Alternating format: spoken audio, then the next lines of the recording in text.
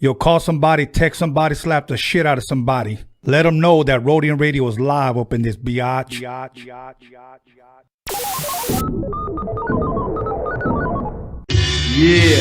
Dr. Dre is in full effect, and I gotta tell y'all a little something. Eazy-E is down with us. MC Ring, you know he's down with us. DJ Yella is down with us. Arabian Prince, you know he's down with us. Tony A the Wizard is down with us. JJ Fag is down with us. Timmy T, you know he's down with us. DJ Pooh, boy, he's down with us.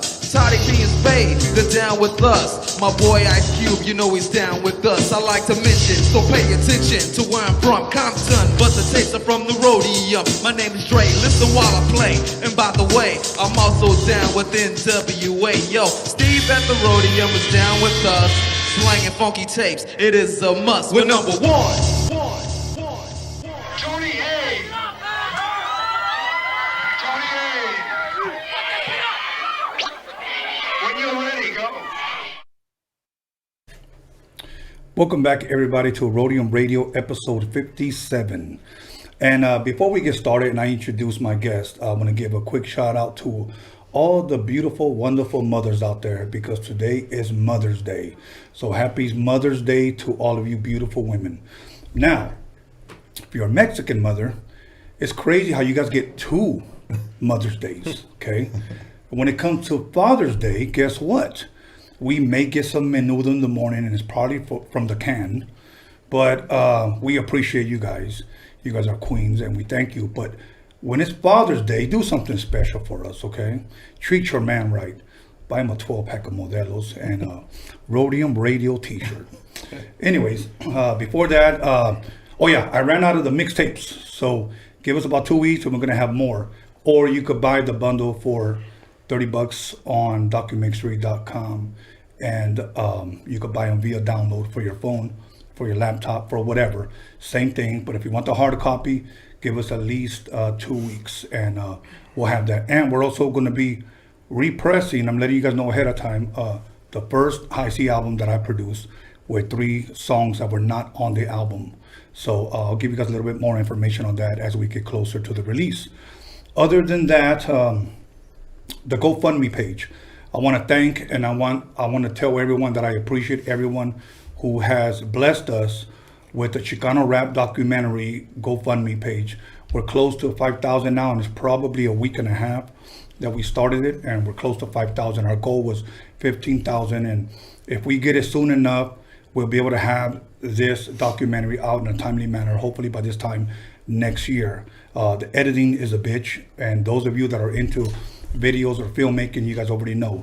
But other than that, I will have some of these guys available, hopefully, if not Wednesday, Sunday, next Sunday, because this doll is trending right now. Why? I don't know. But if you guys are interested, they'll be available soon.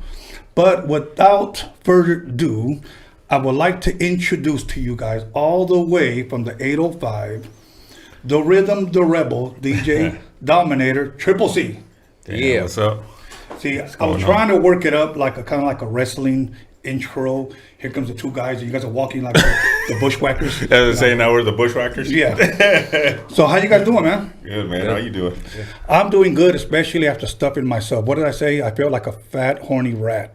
I had some tri-tips, some arroz, some frijoles, some dope-ass salsa, some bread. So I appreciate you guys blessing me with that, man. Yeah, no problem, dog. That's how we do it, 805 style. 805 style. Yeah. You know what? Really quick, I saw a movie the other day, and I had to bring it up. So if people haven't watched it, maybe you should watch it. I try to recommend either documentaries or movies. Okay. Have any of you guys seen Rambo: Last Blood? Yeah. Yeah. Oh my God, the killing scenes at the end.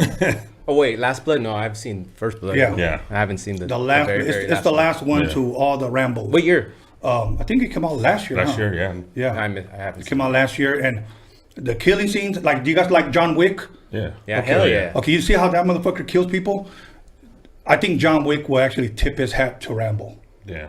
On this one. Yeah. It's pretty good. And that third John Wick was a lot of shit going on crazy. right there. Yeah. It was almost like All a human of them. All video of the game. John Wicks are crazy.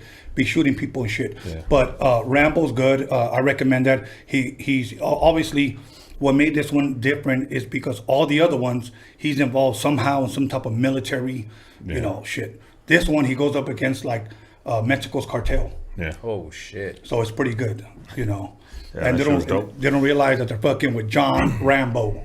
So, They never do. They never do. Yeah, they never do. Now, other than that, you guys seen anything good on TV lately, man? The Quincy, the Quincy documentary. Okay, I seen that one. That was a really good one. Have you seen Badass. it? Yeah, you know what? I don't know. I watch all kinds of crazy shit. I was watching Bo Jackson earlier today. Okay. It's old school shit, but yeah. What was one thing that intrigued you most about that Quincy Jones documentary? I like the way he did his shit. I like the style and how he was so diverse. I think that's what intrigued me the most, how diverse he was. Yeah. Just being able to go into any genre and kill it. Kill it every time. Every time. One thing that a lot of people don't realize, and I like to call that guy, he was literally like music walking. He was like a walking music. Like it's hard to put it into words. But what intrigued me the most was one day when he said he think he was 12 years old, and he walked. Before then, he played no instruments. He was 12 years old. He was by himself, and he walked into a warehouse and he found a piano. And he said, from there, my life forever changed. And I'm thinking to myself, what the fuck happened in there? You know what I'm saying? I mean, I know he probably started dabbling in shit, but He fell in love with the piano is what happened in there. Yeah, it changed his whole life. Yeah. Other than that, how was the drive coming over here? Because I know you guys had a somewhat of a long drive, or there isn't that much traffic right now. So It wasn't too bad at all. A couple hours. No, I mean, nothing big. Yeah. Okay. The only good thing about the virus right now. Yeah, That's about everybody's the only home. thing. Everybody's home chilling, doing what they got to do. yeah, it's kind of like my boy Ernie G. Prepper those. Much respect. He says, "Man, I thank God for the coronavirus. There's no traffic." Yeah, because I'm usually on drives. I'm usually cuss, you fucking bitch, get the fuck out. This time, nothing. Not one time did I have an outburst. It was Cool the whole man. way. Yeah. Wow. You know what? I want to say Happy Mother's Day again for everybody except Carol Baskin. Carol motherfucking Baskins. Yeah. But you seen that? Oh yeah, I seen that crazy ass bitch. Man, those are some crazy ass motherfuckers. I gotta tell you that shit. Zoo Hillbillies. What the hell did she do? Oh, you didn't see it? No. You gotta see that shit. You gotta see it. I can't tell you. Can't tell you, man. Don't tell them. Yeah, no. No, you got to see Carol Baskin, homie. That's the yeah. Anyways, other than that, brother, I know the last time you were supposed to come and you didn't, Right. but I did tell Dominator and I kept my word that we were going to bring you guys back because people from the beginning of this podcast, people have been requesting you guys. Yeah, You know. I appreciate that. You Man. know, I try to get whoever I can. People always say, "Can you get this guy? Can you get this guy?" And I go, "Look, yes, but I don't have a budget to fly him down from Chicago." You know. Yeah, if you want to bring them down here, be my guest. Yeah, you know, if they're in town, I'll talk to them. I'll work around their schedule or whatever. But yeah, it's I don't have it like that where I have a budget to fly people down or whatnot. You know. But I love, dog. Yeah. all love. Other than that, your thoughts? You got boxing fans? Yeah. Hell Okay. Yeah. Well, I watched UFC last night too. Okay. That was some dope ass shit. Oh, I have to bring it up. I have to bring because if you don't, I need you guys to look it up during the break. Okay. Are you guys familiar with those Russians that are now competing against each other, slapping the shit out of each other? I haven't seen Yeah. that shit. Oh, dude. And they man. knock each other out. They knock each other out with slaps. I mean, it's almost like you got these fat marranos that are like doing this, they're doing this, and then they wham! And the dudes are like, In a ring? no. No, in a table like this. Like this. Oh, But you shit. gotta be like better. arm wrestling, but they're just slapping each other. Slapping the shit out of each they other. take bro. they take turns. They just stand there. But you got to be bellow to do that shit, right? 'Cause I know. I'm like, I know, dude. And there was this one big ass Russian dude, big ass beard. He was slapping the fuck out of everybody. Finally went heads up with some dude, and he got knocked out in his the first round, if you will. Damn.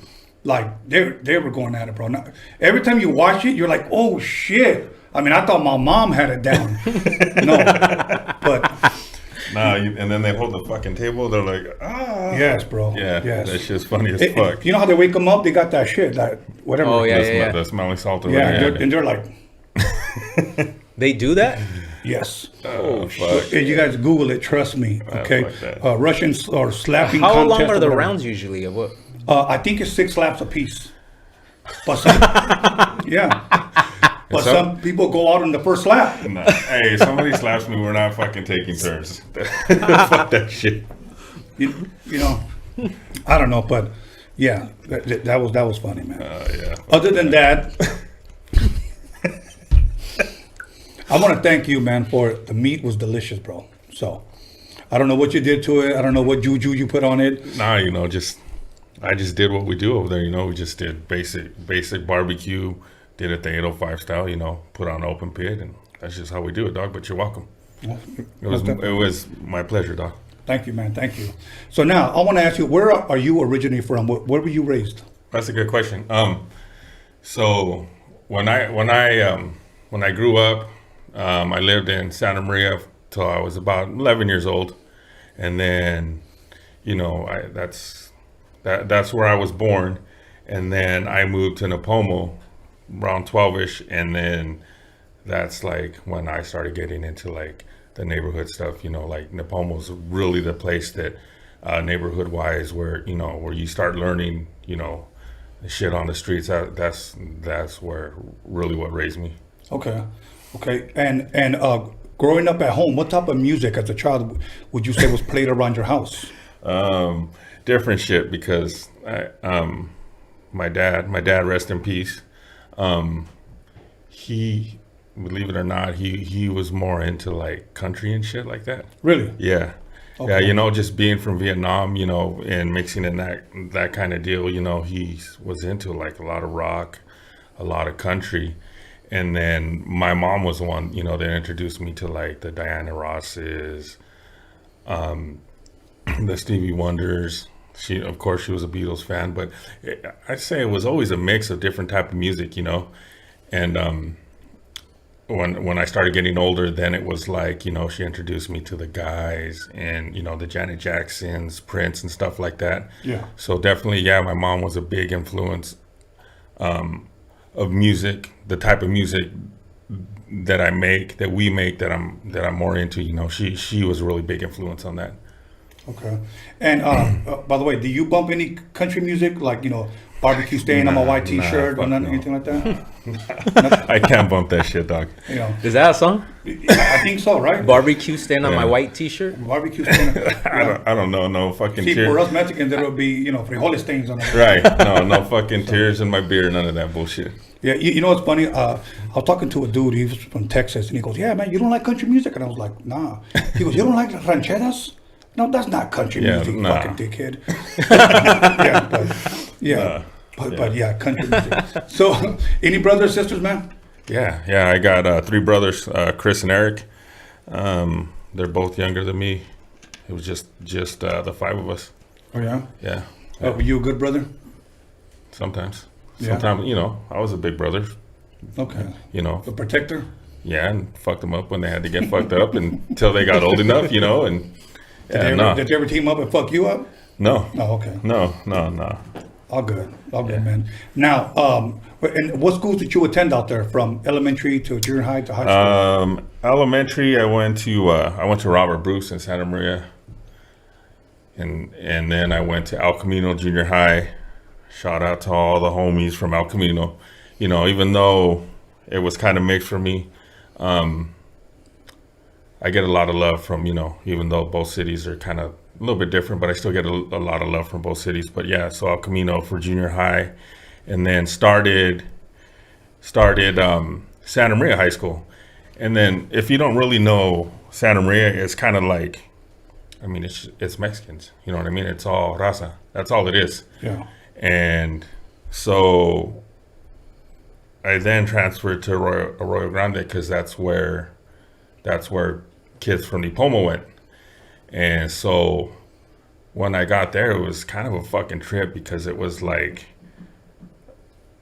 all of a sudden, like the popular kids, the jocks, just everything was like white kids, you know what I mean? And instead of like being all the homies, being like in the middle of everything and being really popular and, just the way shit is, it wasn't like that over there. We were kind of on the outside looking in, and it was kind of like fucking culture shock to me because seeing white dudes with their fucking hair slicked back, fucking gangsters and shit. I mean, cool ass fucking dudes, Mixed. but yeah, It was mixed. yeah, Very it was mixed up. it was different than what I was used to. So I was like, fuck, this fucking place is weird, you know.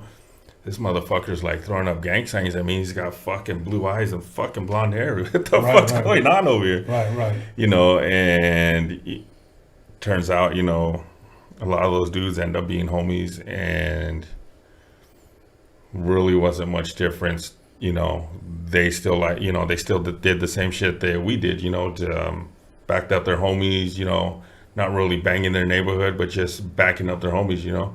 So I was like, oh, all right, that's cool, you know. That'll work.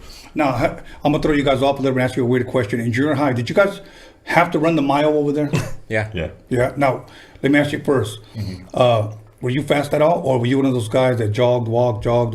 No, it's pretty fast. Pretty fast? Yeah. Like, do you remember what was your fastest mile? I would say the fastest mile that I probably gave an honest effort to, because, you know, at that age, you're like, ah, fuck that. I want to be all sweaty and shit. Fuck my hair up. Right. Like 7:14. Really? Yeah. I did like 650. Damn. I think it was 650. Okay, maybe it's because of my legs, but the fastest one I ever did was a 5:35. Yeah. I used to love to run back then. Yeah. Not now, you know. But after a while, you know, you run from the cops, Yeah. you get a little bit faster. I was chunky in junior high, so Really? yeah. So it was a struggle to get 650. Yeah, we were like fucking opposites. Like, I was Yeah, fucking skinny as he was shit. a twig. Yeah. Wow. When I started high school, I was like 115 pounds. For real? Yeah. And what do you weigh now? I'm a solid 210 right now. Hey, one of the coolest things I ever did. Okay, you guys seen Cholo Fit the way he. Yeah. Okay, I had a homie that looked pretty much just like that in junior high school, and when we ran the mile, you would always see him skipping really fast, and I would always like, dude, you're always skipping the mile. He goes, yeah, you don't get tired, so he would skip the mile, like. But yeah, so to each their own. But he was doing pretty good. Did your homie have a headband too? No, he left that in the locker. So, you play any sports in high school? Yeah, a little bit of football, baseball. Which one were you better at? Baseball. Yeah. Yeah, because I was a small kid to play football. Okay. I was always tall. I'm sorry. Go ahead. I was always tall, but just never bulky enough, you know. So, baseball was always a second baseman, shortstop. But like when I got into high school, like fuck, I stopped caring about that shit. We started fucking playing handball is what happened. Yeah. You know, I mean, like I got to 13, and then as soon as I hit high school, I'm like, man, fuck that shit. I didn't even want to be in school, you know. Okay. I like fucking show up for lunch, and that was it. You got a professional football team? Yeah, of course I do. Who's that? Raiders. I knew it. You got a professional football team? Nah. Who you like? I gotta do Steelers because my dad does Steelers. Los Vaqueros. I was hoping that was just a prop. No, it's not a problem. I usually put it on the owl sometimes.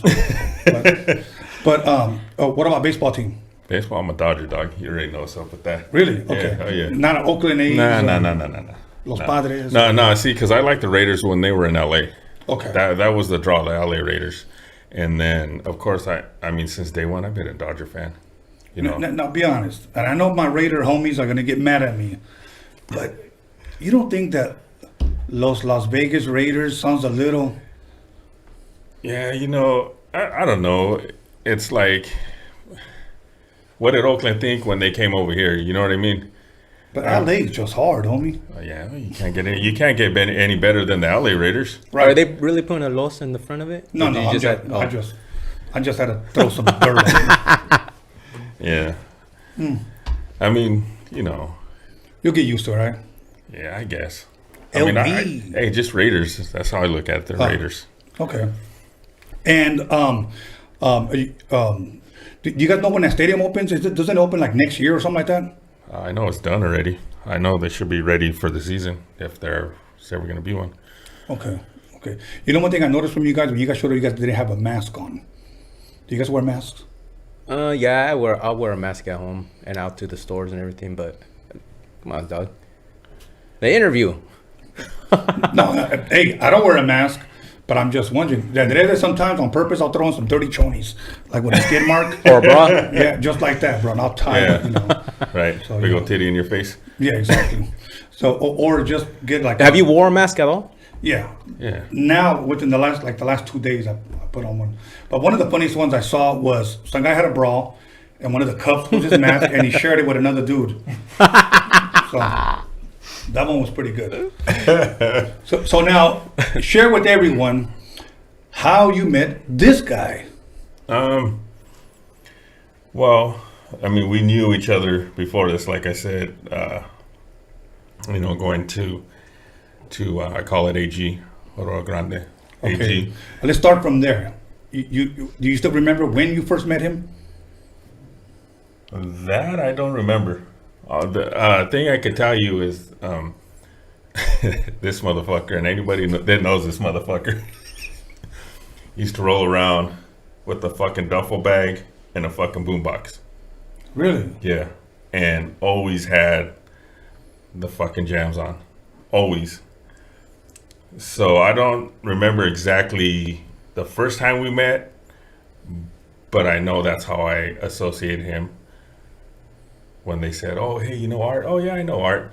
And it's kind of funny is because even before like the fucking rap thing or anything, I was homies with his primo. That's probably how we met. Yeah, my primo angel. Yeah, that's probably how we met. And before music, you know, we were into the fucking party scene, you know, and you probably know there was fucking party crews and all that shit. Right. Well, back over there it wasn't as big because, you know, of course there's not a lot of people. But we had a crew and he was our DJ and I did the graphics and promoted that shit. And that's kind of where we really got familiar with each other, was like that, you know, because we knew each other from high school. And that's how we got familiar. And so we always kind of knew each other, you know, we see each other around the neighborhood. Golden you know, Image, that was the name of yeah. the party crew, Golden Yeah, Image. shout out to Golden Image, my homie Justo, my homie Robert Reyes, rest in peace. A lot of good times right there, you know. Okay. Now, you got beat from out there. How was the party scene, man? It was a lot of house parties because there wasn't really anybody doing like doing shit like in warehouses. But it was a lot of house parties, and the way we had to do it was like, because when you throw a house party, that shit's gonna get broken up, especially over there. Okay. You know, because it's so small, and you start partying, and fucking people get all butthurt. Like, oh fuck, I'm partying all fucking night. I'm trying to sleep. I got work in the morning, motherfuckers. So we would know that shit. You know what I mean? We would know like, hey, these motherfuckers are gonna rat us out. So what I would do is I would make a flyer and we'd fucking pass it out. I mean, you do so much promotion on a fucking party, you would know like ahead of time, like, oh fuck, this shit's gonna be banging, it's gonna be banging. You pass it out to fucking everybody you see on the fucking cruise and knowing it's gonna get broken up. So I'd have a fucking stash in the back. Okay, we got a smaller spot that we're gonna hit up after. So as soon as the cops came, because you know they had that shit, they had a copy of the flyer. So as soon as the cops came, I was like, all right, boom, here, hey, here, we're going here now. And then usually it was in Napomo because Napomo's really small. You know what I mean? It's like it's a kind of spot where it's like you can drive up on a fucking dirt road and party all fucking night. You know what I mean? Really? Yeah. Yeah. Nobody's Yeah, we've had parties in fields before. Yeah. Yeah. Damn. With generators, fields. Yeah, no, and nobody fucks with you. And if the fucking all there is sheriffs. If the sheriffs roll up, them motherfuckers are too lazy to do like paperwork or anything. That's like Fat keep it white down, guy yeah. with a billy club. Get out of here. yeah. Okay. So we would roll like that, and as soon as it started as soon as they busted it, we'd pop off another spot, and we made decent money, you know. That's all we just did it to get to the next one, and Right. And around what years was this going on? fuck, N- early 92? 90s. Yeah, 93? yeah, Really? yeah. And you were DJing? Yeah. Yeah, That's dope, man. Obviously, turntables, vinyl, mixer. Right. Yeah. yeah. Not just, Tape and tape. Okay, and tapes. Yeah, Damn. then we'd have to load that shit up and try to get it to the fucking next spot. And usually he would be like a fucking half hour, 45 minutes behind. Yeah, I'd be a little behind. But what I would do is I would do my best not to unhook everything and try to keep everything on Right. top of the coffin the way it was, and just stay in back of the truck holding it, making sure we're good. Go to the next spot, pull it out, rewire it. And when you guys recharge again, I mean, like charge people to come in or no? Nah. No. No. Just party shit. Yeah. At that point, we had already made our money. And Yeah, it was for fun at that we point. didn't give a fuck. I mean, honestly, we were just handing the shit out to Highness. That's dope, man. We didn't give a fuck. Like, hey, if you're a dude, fuck your ass down. We don't give a fuck. Exactly. As long as the high notes are there, it's all good, homie. Yeah, everything else will follow. So you know you ain't got to promote to no fucking dudes. So you get out of high school. Do you remember your first job? My first job? Yeah. Hell yeah. I was working, I worked at a place called Simplot, and they did frozen foods. And my fucking job was to run the fucking rotten fucking buckets of strawberries. Ooh, nice. Really? Yeah. Now, when you say strawberries, you're not talking about ladies. You're talking about the actual Because everybody knows. strawberry. Yeah. Yeah. No. Yeah. That was my first fucking job, and that shit fucking sucks. But hey, You were making money, right? yeah. Hey, you know one thing that I used to do? I don't know if people still do it, but I had a job. It was my third job. First job, of course, selling vinyl at 11 years old. Second job was at a video store. And then after that, I worked at a place called Zodys. Do you guys remember a place called Zodys? Zodys. Zodys. It was almost like a Target. Okay. And I worked there. And when I used to get my check, believe it or not, I wasn't allowed to keep it. I always had to hand it over to my mother. And my mother, if I made like $200, Yeah. my mom would give me what I deserved, pretty much. Yeah. Your allowance. Pretty much my allowance, and it was like $50, and that's how I would buy like my shoes or whatever. I wonder if kids today still do that, man. Like, you have kids. Yeah. Did they ever say, "Here, Dad, here's the check"? You know what? I'm pretty fortunate with my kids. Pretty lucky because my kids, they don't ever hesitate. They're like, whether it's like Christmas, hey Dad, we got you some beats. Hey, check it out. You know, because they know the struggles we went through when they were young. You know, and we didn't always have money. You know, I didn't always have a job. You know. Had to hustle, whatever, you know, to get whatever. Sometimes, you know, it was always up and down. You know, the way life is, always shit's always up and down. Sometimes you're on, sometimes you're not. And yeah, they're pretty good. You know, Okay. like my youngest, she don't have a job, and she's 13 years old, and she gave my wife her last $20 for Mother's Day. So yeah. It's nice. Dominator, any kids? No kids. Planning to have any Not kids? that I know of. No. If any of you girls know Dominator and have something that belongs to him, get a hold of him, Dominator at Let Instagram. me know. Let me know. Don't send me your lawyer. Just let me know. Just let me know, okay? Hey, that ought to be a song. Let me know. Yeah. Hey, it might be an unreleased. You never know. See, you know what's funny? Like High C had a song called "Let Me Know," and then he had another song with Nate Dogg called "I Don't Want to Know." So I asked him, "Do you really want to know?" You know, when he was here, episode 3 actually.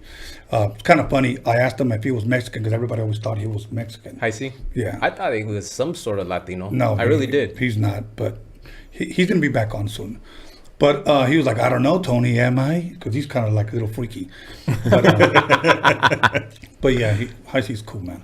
Other than that, so around what point? Because we have a couple of minutes left. Maybe you could fill us in before we go to break. At what point and at what age did you start figuring out, like, I want to start writing? You know, as far as rap. Well, I think I started young. What were we talking about? What did I tell you the other day? Like maybe 7 years old or something? Yeah. Yeah. Really? Like 7 years old, I was already trying to rap. I mean, it wasn't any like crazy shit. It was punk ass shit. Like, But it was already there. Those yeah. I would like hear beats on the radio and it'd be like, it'd be fucking stupid. It's like, I jumped in the car, went to the bar just to see how far, you know, and it was just shit like that. But I've always, you know what I mean? But I could do it on beat somewhat. Okay. So yeah, you know, at Which that, is a lot more than a lot of 7-year-old kids trying Yeah. to rap. Well, that sounds like today's rap. yeah. So I yeah. just even at 7 years old, I was trying not to be repetitive. Right. Well, you know, today you got guys that, you know, it sounds like they have a mouth full of fucking carne asada and are just mumbling, you know, and people are going crazy over it. Nah, you know, so. fuck that. And then you got rats rapping. I mean, well, that guy Tekashi, he's back out rapping now. Yeah, You know, fuck that fool. you know. Hold on, I'm gonna share something. Oh my God! Somebody that just got out of jail not too long ago approaches me, and I haven't seen this guy in a long time. He's not like my friend or nothing. And I'm saying this because Tekashi came up, okay?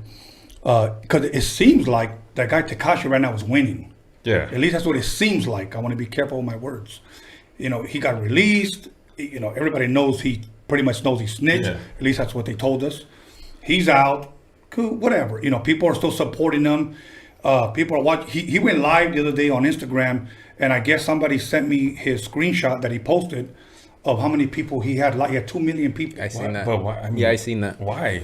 I mean, why are you supporting a motherfucker like that? I don't get. I Maybe don't get half that. of them weren't supporting him. Maybe half of them wanted to see, just to see what the hell he was going to say. I wouldn't log on. Well, just You know. I don't know. I ask because, like, I mean, fuck, I didn't support from the beginning. You know what I mean? It's not like, oh fuck, what's popping now? I don't give a fuck. Yeah, yeah. I'm not a fan of rainbow fucking hair and fucking Fruit Loop. I'm not a fan of anything about his music Right. or anything. So back to my story, and then we'll go to a commercial. There's a guy that comes out of jail. He was looking at like 15 years. 6 months later, he's out. 6 months later, he's out. And he tried to do a Lalin number. Remember Lalin from Carlito's Way? Yeah. He was looking at 30 years, and then he says, hey, you know, fucking Pachanga said that you were looking at 30 years. Oh, I beat it. The dude in the wheelchair? Yeah. He goes, yeah, I just got hooked up with some guys and I beat it. This guy was in there, came out, yeah, I beat it. I was just studying, like, when 6 months you beat 15 years. Yeah. So, and then here's what he says. Nah, fuck it, I ain't gonna lie. He goes, I wanted to come home, homie, so I just told them what they already knew. That's what he said. And I said, really? And he goes, yeah, man, fuck that. He goes, I'm not living by no street code. Snitching's in. Oh, Nah, shit. fuck that. Dude, that was like, okay, I don't condone it, but that was the quote of the year. Snitching is in. You know why? Because this guy just got out of jail, Tekashi, ratted out, and people are still supporting him like nothing ever happened. I'll tell. Won't get into fucking anything real crazy, but been in that situation where you've been questioned, and this fool knows because he was right next to me. So I'm like, I don't know what the fuck you're talking about. Period. You? I don't know what the fuck you're talking about. Yeah. All you motherfuckers here, nobody knows what I'm talking about? What you talking about, dog? Yeah. I mean, fuck, you. It really goes back to, like, if you ain't got nothing good to say. Yeah, I know. And the sad thing is that this guy is out, whatever. I'm not hating on him, but I'm just pretty much just stating facts that people are supporting this guy como si nada pasó, like nothing ever happened. Yeah. No, and that kind of bullshit. makes what that guy said true. Nah. But, All you motherfuckers know who you are. Stop supporting that motherfucker. period. Yeah. 'Cause Anyways. it could be you. We're going to get you another beer. I don't know if you need a bathroom break, but we're going to come back with Central Coast Clique. I had to say it right. Because remember what I told you earlier? Yeah. Okay. Triple C, everybody's in the Yeah, 3 motherfucking Cs. building. 805, please stand up. Last time I said the 850 or something like that. Nah, 805 in the 805, building. homie. I got to get 805 it in right. the Get it building. right, Tone. Stand up, 805. Much love, much respect to everybody. Go get a beer. Come back, 10 minutes, call somebody, text somebody, slap the shit out of somebody, let them know that Rebel and Dominator are in the motherfucking building. Talk to you soon. Welcome to Roadium Radio, and I am your host, Tony A. the Wizard. We started a GoFundMe page because we need you to help us meet our goal. And our goal is to release a Chicano rap documentary. And we need you to be a part of this. Everyone who contributes will have certain incentives offered to them. For an example, I'll name one. Your name will be on the credits of the film. Everyone who gives, everyone who contributes, their name will be on the credits. That's just one thing that we have to offer. But yet, if you read the description, you'll see other incentives for your contribution. If you've seen the Roadium Mixtape DOCUMIXERY, you will not be disappointed with this documentary, shining light on Chicano rap, the Chicano culture. It is something that can be used as an educational tool now and in the future. So once again, help us meet our goals so that we can start production. And remember this, we have a voice and we will be heard.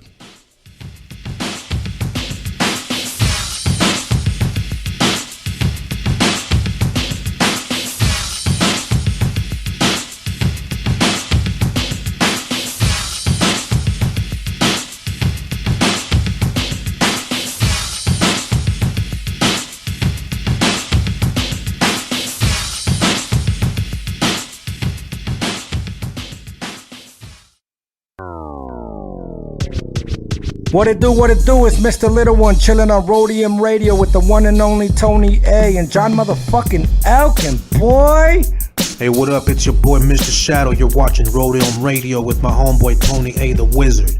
You know what time it is. Yeah, what up? This is Mr. Night Owl, and you're listening to Roadium Radio with the legendary Tony A the motherfucking Wizard. Yo, what's cracking? Nosotros somos Aqua y estamos aquí con Tony A the Wizard. You know Roadium Radio, damn it. You know what it is. Yo, what up? This is Mellow Man Ace Padrino, and you tuned in to Roadium Radio with my man Tony A. Keep it locked. Yo, what's cracking? It's your boy OG Arabian Prince from the world's most dangerous group, NWA. Sitting here with my boy Tony A the Wizard on Roadium Radio. What's up? This is Esther Dazzle, Spanish Fly, Harbor Area's finest. Tune in to Tony A on Roadium Radio. What's up, everybody? It's your homegirl Magic Girl, and you are now listening to Roadium Radio with Tony A the Wizard. Yo, what's up? This is Bozo, aka Emiliano. You tune into Roadium Radio on Tony Vision's YouTube channel. Let's get it. What up? This is Misfit Soto. You guys are now in tune to Roadium Radio right here on Tony Vision on YouTube. Yep. Check it out. This is MC Poncho on the MIC. Shout out to Tony A the Wizard, Roadium Radio. You already know. What up, this is DJ Trick, Spanish Fly, and you're watching Tony A on the Roadium Radio Show. Big G, Roadium Radio, Tony A in full effect. Stay tuned, watch, listen. This is how we doing it over here. Yo, what up? I'm out here. It's Big Daddy Swoles. I'm jamming with my man, Tony A the Wizard, out here on Roadium Radio. The podcast is off the hook. Check us out.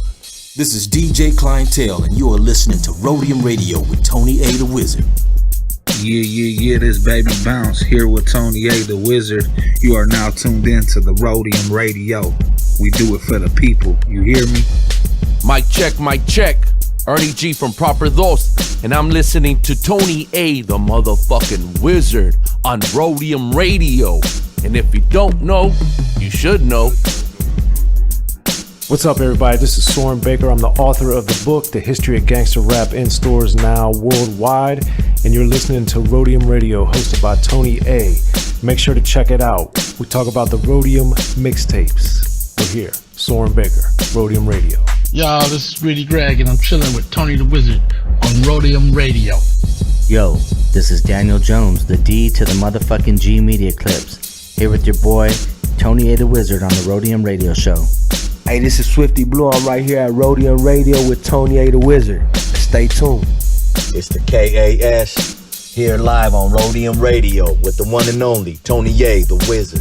What up, y'all? This is Kiki Smooth, the first Mexican rapper out of Compton, rich and ruthless, and you're listening to the Roadium Radio with Tony A the Grand Wizard, El Mago himself. Hey, Compton's in the house. What's up? It's Quete Yes God with my Harbor Audio homeboy Tony A the Wizard on Roadium Radio. Yes God. Hey, what's up, gente? It's your homeboy Duende. You're tuned into Roadium Radio with my homeboy Tony A the Wizard. Ya te la sabes, wey. What up? It's your boy Baldachi the Beast, F for Music, the face of LA, right here at Roadium Radio. Make sure y'all tune in. Your boy Tony A the Wizard. What's up? This is DJ Dominator, and you're listening to Tony A on Roadium Radio. This is Kelvin Anderson, owner of the world famous VIP Records, and you listen to my man Tony A the Wizard on Roadium Radio.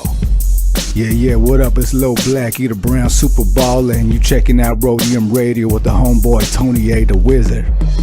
Yo, what's cracking? It's your boy OG Big Wicked, Real Ones Apparel, Orange County. Out here with my boy Tony A the Wizard, Roadium Radio. Y'all make sure to peep it. Peace. Que tranza raza, aquí su servidor, Sinful and Pecador. And you listening to Roadium Radio with my boy, Tony A, the Wizard. Check, what's up? It's your boy Capital I Man from the Mexican Crew.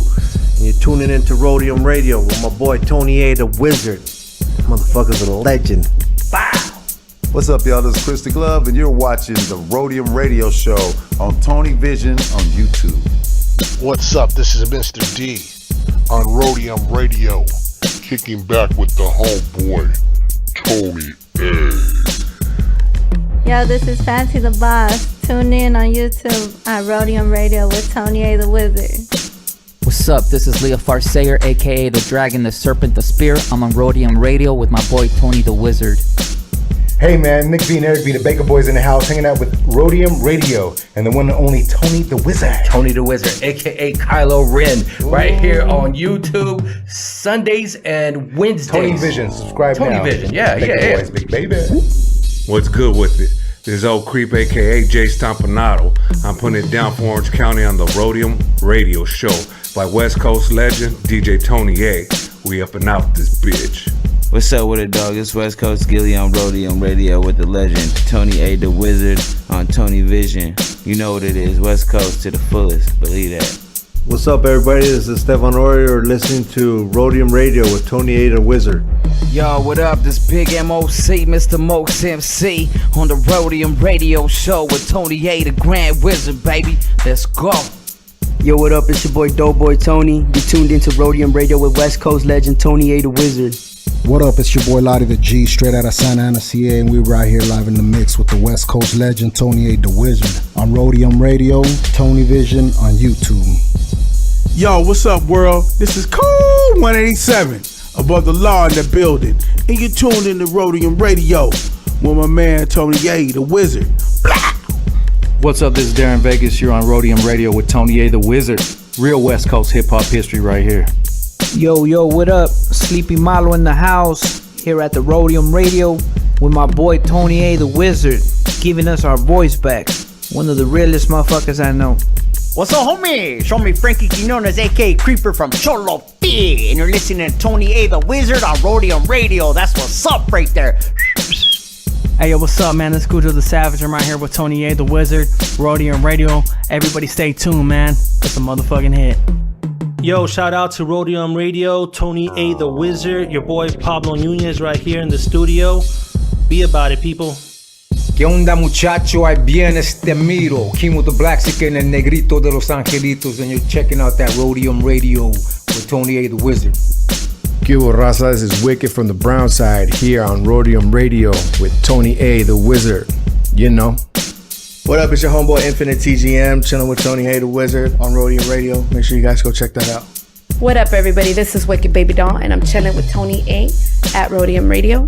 Check it out. Make sure you subscribe on YouTube and follow him on Instagram. What's good? It's your boy Spanky Loco, and you tuning in to Roadium Radio with that motherfucking legend, Mr. Tony A. You know what time it is, West. Check 1 2 1 2. This is Roger Live, and you are in tune to the sounds of Tony A, the Wizard on Roadium Radio, West Coast. Yo, what's up? This is John motherfucking Elkins, and you're tuned into Roadium Radio with my homeboy DJ Tony A, the Wizard. What up, West Coast and all hip-hop fans? This is your girl, Violet Brown, and I'm here with Tony A, the Wizard. And if you're rolling with us right now, that means that you love West Coast hip-hop. And if you want to know the real deal from the real players, the real people behind the scenes, you better pick up Tony's new film, Roadium MIXTAPE DOCUMIXERY. You get it by going to DOCUMIXERY.com. You better get this, and I want to do a special shout out and a rest in peace to my man Steve YANO. I'm out. John motherfucking Elkins on the beat, y'all.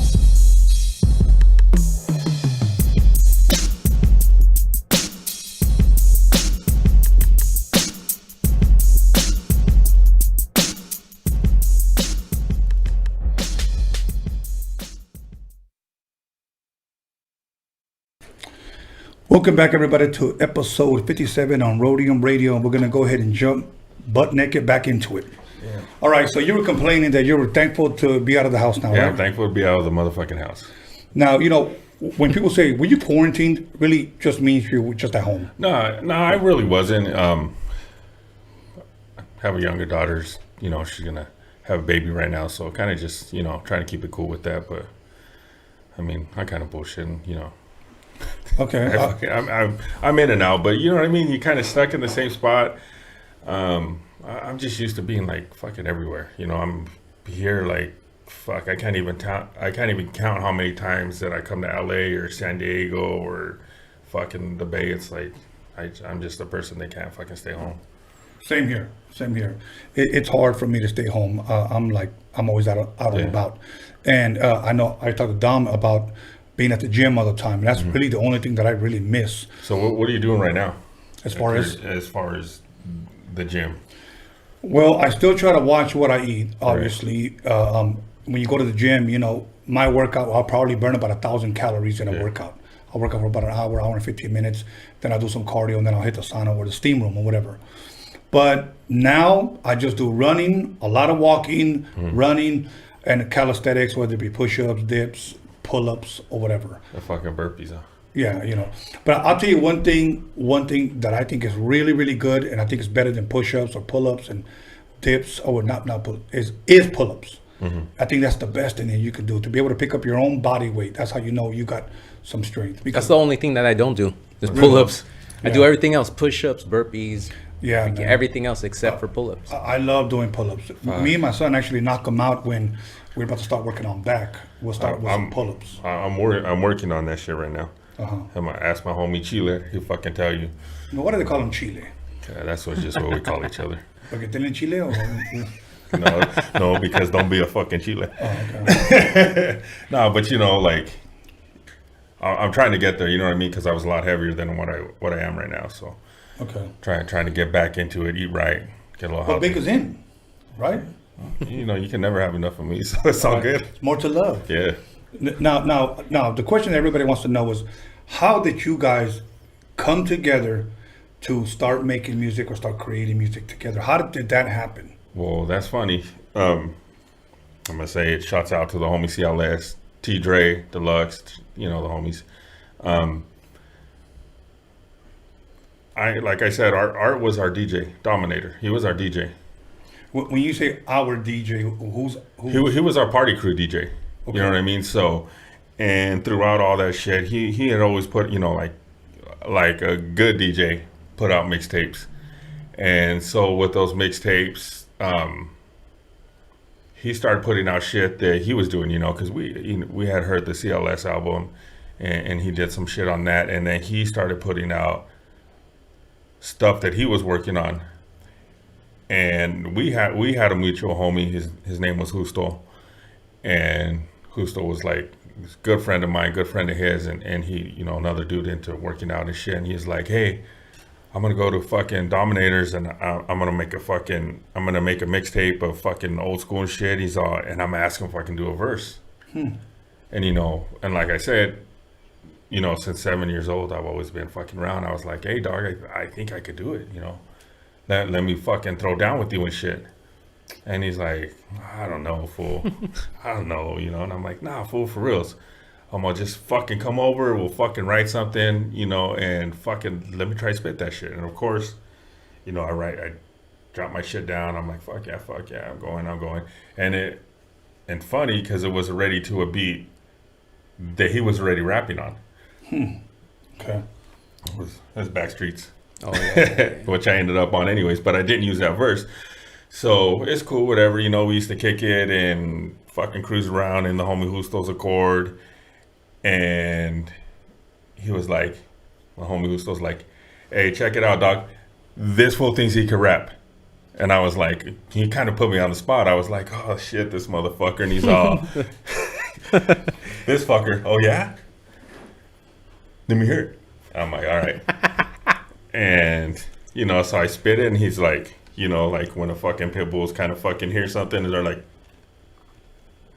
oh, that's pretty cool, dog. He's like, should we go back to the pad and record that shit? Or I'm like, yeah, I didn't never fucking record, you know, The only thing I had ever done was fucking press record on a fucking cassette player and just to hear my voice, that's all I did. Okay. And, I didn't know nothing about formatting and fucking when I should start and fucking when the hook comes. I didn't know anything about that shit. And fucking broke me off a fucking time beat right then and there. I got one for you. Sampled it, put on the sampler. Which sampler was it? The Gemini. Yeah, Gemini. Remember the mixer with the little low bit Gemini? Yeah, so put it on the sampler, and then what did we record on the Tascam? Tascam. Yeah. 424.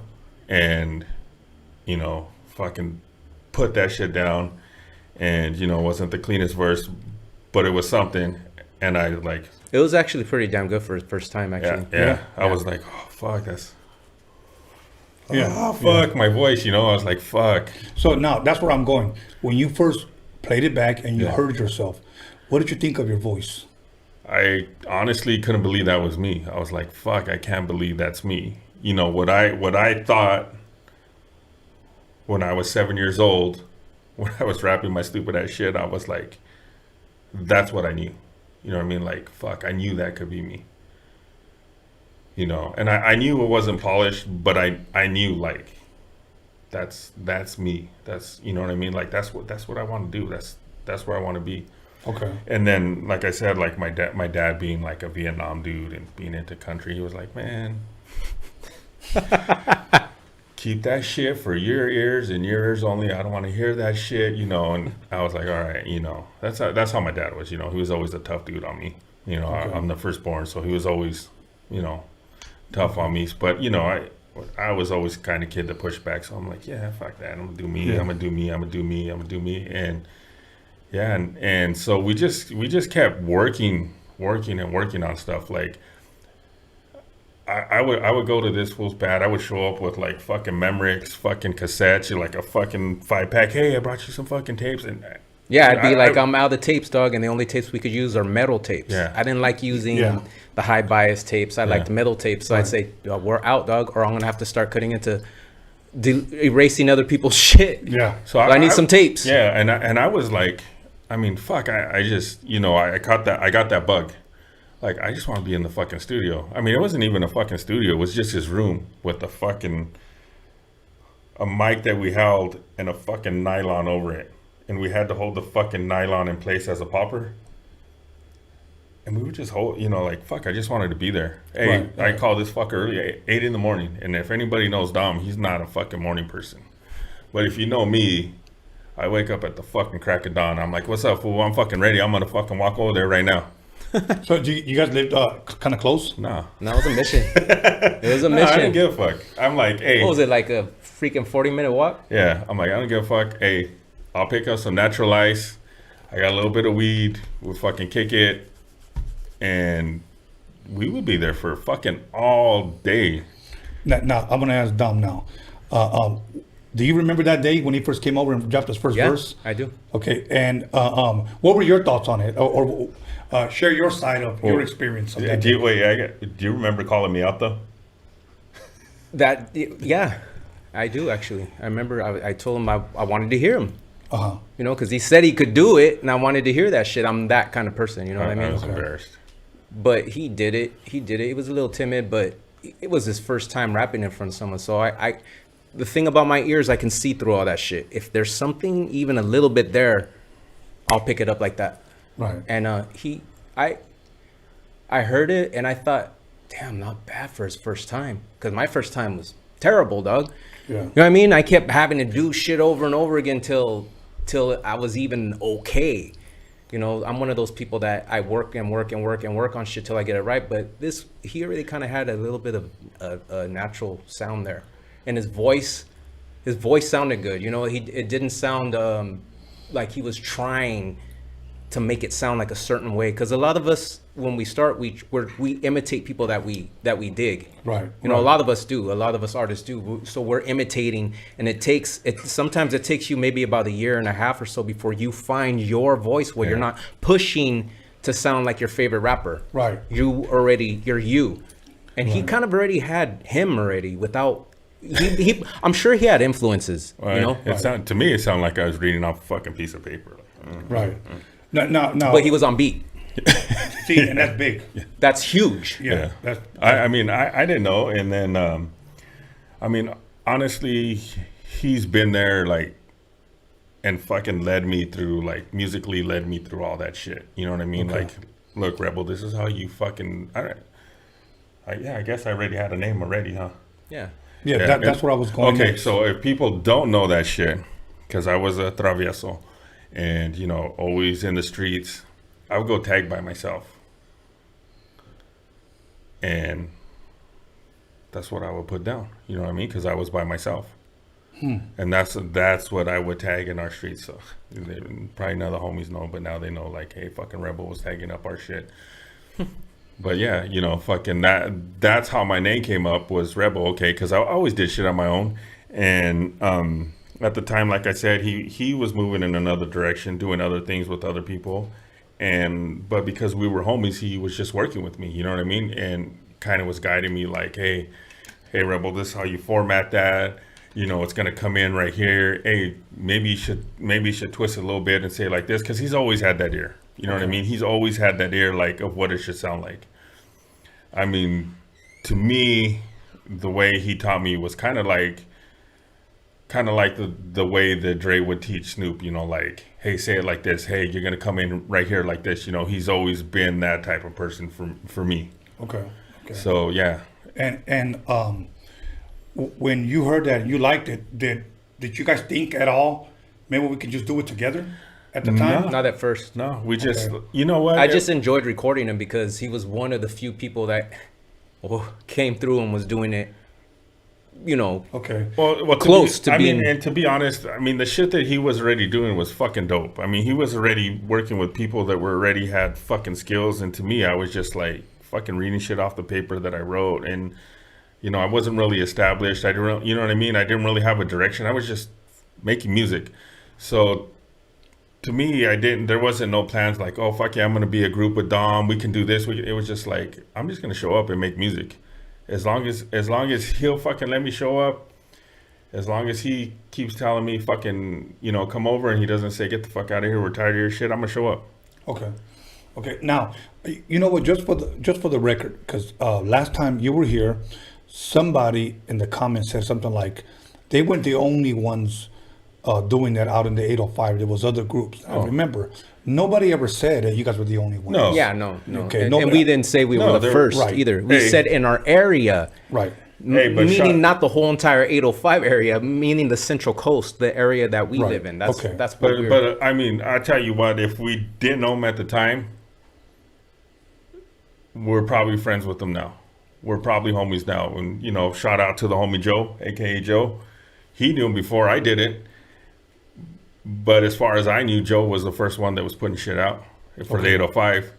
And yeah, that's, I mean, in the Central Coast area. In the Central Coast area, in the area that not we're including at. Oxnard and anything Oxnard, past that. Ventura, We're just talking about the Central Coast area, Yeah. our little. Okay. What other groups were around that area, if you will, not just yours, but around, I guess. So if Eddie Monteloco was one of them out of Oxnard. Yeah, but Eddie's the homie. Okay. But if you ask me the general area where we're from right there, it was AKA Joe, us, and Cali Lifestyle. Right. Okay.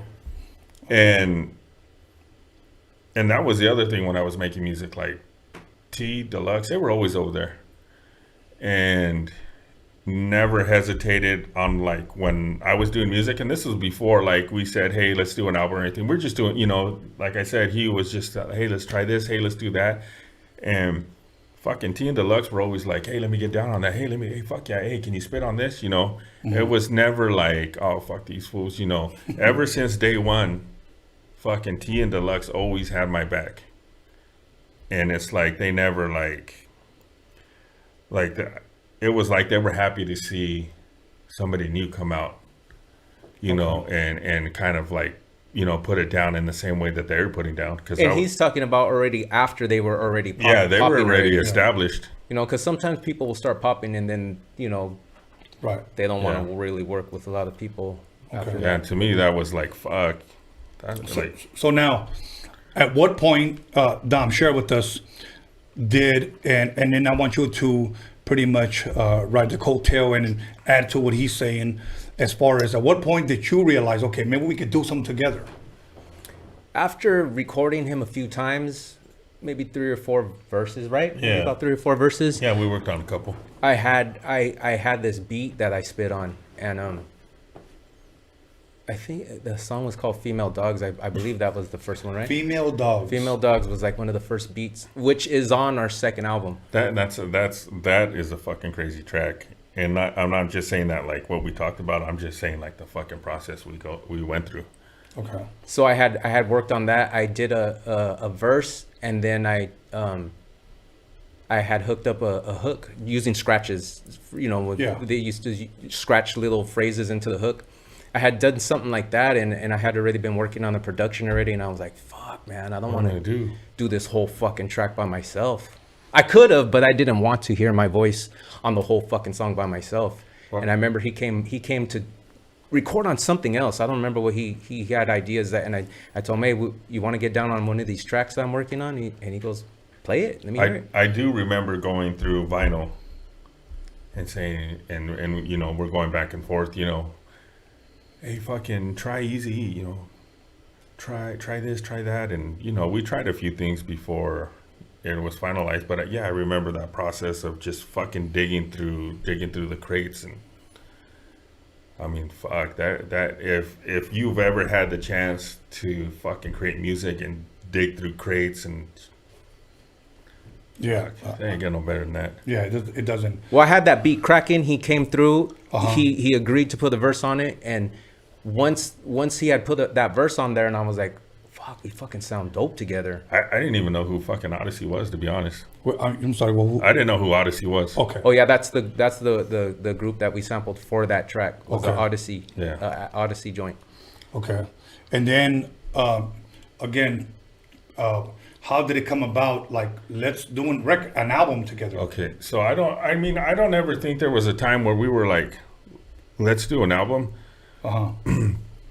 So, like I said, he was going in a direction with somebody, with another group, and we were all homies, all good, and didn't really, you know, like we all kicked it, smoked weed, drank, and all this shit, and really didn't know like that they didn't really care for what me and him were doing. When, you know, but they didn't really know the background. So in reality, all he was doing was helping out his homie that he's always helped out, you know, that we did party crews and fucking sat on the bus and listened to fucking boombox out of the fucking duffel bag. You know, they didn't fucking know that shit. They just like, oh, you know, it probably looked like, oh, this fucker's trying to take my spot. You know what I mean? Right. Like they're trying to do their own thing. And it wasn't the case. He was just helping me out. So they weren't happy with it. They decided to do their own shit, you know. Of course, like any fucking young fucking knucklehead, you know, we started going back and forth and whatever, you know what I mean? That shit's all in the past, but it kind of forced us to be us. You know what I mean? Because that's all we had. That once they left and that music and, you know, there was no repairing that relationship at that time. We just had us. And through all that shit, we just stayed constant working just because we generally enjoyed being around each other. We liked fucking kicking it, playing handball, and fucking drinking pisto and smoking weed and just fucking kicking it, being homies. You know, we really like that shit. So that's why, like, if you hear some of the albums and you're like, man, those motherfuckers are stupid. They're acting stupid. It's because we were acting stupid. We were being us. You know what I mean? We Right. really enjoyed fucking doing stupid shit together. Okay. And that's how Kind of Bitches was. That song. Okay. Now, in 1998, if I'm correct, you guys dropped your first album. Right. Correct? Right. Okay. So now, you guys had enough tracks, obviously, if you guys working together. Okay. And if I'm correct, you guys went on Brown Nation Records? Underworld Records. Underworld Records, okay. And whose hookup was that? Was that somebody you guys already knew? That was someone that I knew. That was his hookup. Okay. Yeah. Okay. He's actually the guy that put out the first CLS album, the Cali Lifestyle album. Well, I think it even goes further back Right. To with Joe. Right. To AKA Joe, the first rapper in our area. Okay. And so, remember I had told you that we were touring. Right. We were all touring with Johnny J and Night Out. I wasn't there. Right. That's how I knew Tomas. He ran with all those guys. Okay, that's how you made the connect. Yeah. Okay. So now you pretty much wanted to be a rapper, starting to write when you were 7 years old. Yeah. Now you're writing and you're making, if you will, demos, songs. How do you like the way it's going, man, for you? That's the weird thing is, like, I was only making that shit to fucking bump when I was drinking with the homies. You know what I mean? To show off to the homies. Yeah, I wasn't looking to like I can make Fetty off this, like fucking I can get rich. It's this and that. I was just like, fuck, this shit's cool. What fucking shit bumps in the ride? Or fucking, you know what I mean? Fucking homies like it, the homegirls like it. We're fucking partying. That's all I made it for. So I mean, to me it was a no-brainer. Like, fuck yeah, let's fucking do this shit. Okay, so do you still remember when that dropped, when it came out, the first album? It was never really meant to be like, this is your album release. It was more like I said, we just had a bunch of tracks that we were already bumping in the neighborhood. All the homies were liking it, and, you know, we were getting their feedback, and we're like, hey, fucking, Tomas wants to put this shit out. Right, fuck it. Yeah. And that's how we did. And when he finally did put it out, what was the response that you guys were hearing from the people? Because obviously it went on a little wider scale. Right. Okay. What was the response that you guys were hearing from the people? Nothing but positive. Yeah. And like I said, like I had said in the last interview, it was all analog stuff we did off the 4-track, that first album. Right. You know, because we saved a lot of the songs that we liked to go into the studio to record those. So, but it was just a trip because people were really, really digging, even though it wasn't mixed down that great. Like I said, I really wasn't the engineer that I am now. Right. People were digging it. That's dope. You know, then like we came out and then it had Shadow on it, had Little Rob on it, had CLS on it. You know, those were guest appearances that were on the album, so that didn't hurt. I mean, yeah. Plus, I mean, it had fucking dope ass samples. You know what I mean? Right. And still to this day, everybody's like, man, you guys sampled the shit out of fucking everything. You didn't fucking leave anything for anybody. Yeah. Okay, why not? You know, and then there was no like Instagram or Facebook. I mean, there was none of that shit. So the only way that we really got a good amount of feedback was there was a pirate radio station, and you could call in, huh? Yeah. It was with Rudy. Yeah. 88.9 Excellent Radio was that station. Yeah. That was the name of that station. Excellence Radio, and it was really like pirate radio, so they played whatever the fuck they want. It was next to a smoke shop. Yeah, and you know what was the radius that it got?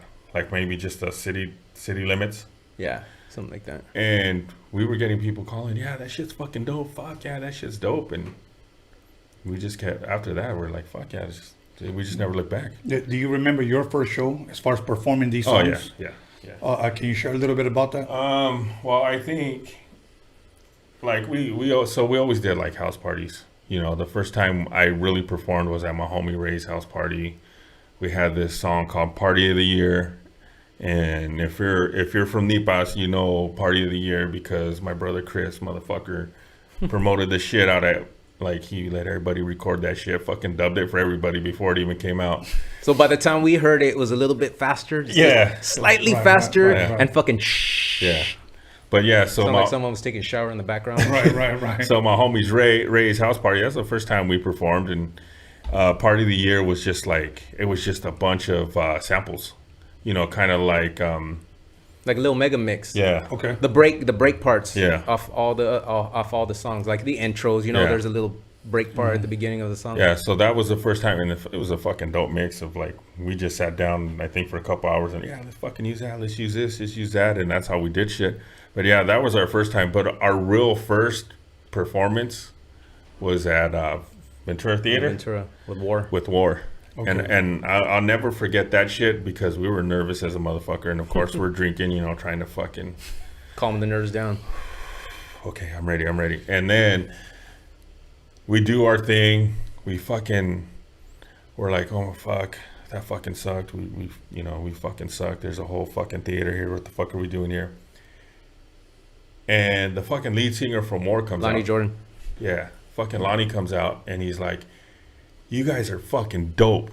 You guys are fucking badass. Don't fucking ever give that shit up. I like what I hear. You guys are fucking dope. You guys did a fucking great job. Really? Yeah. That's awesome.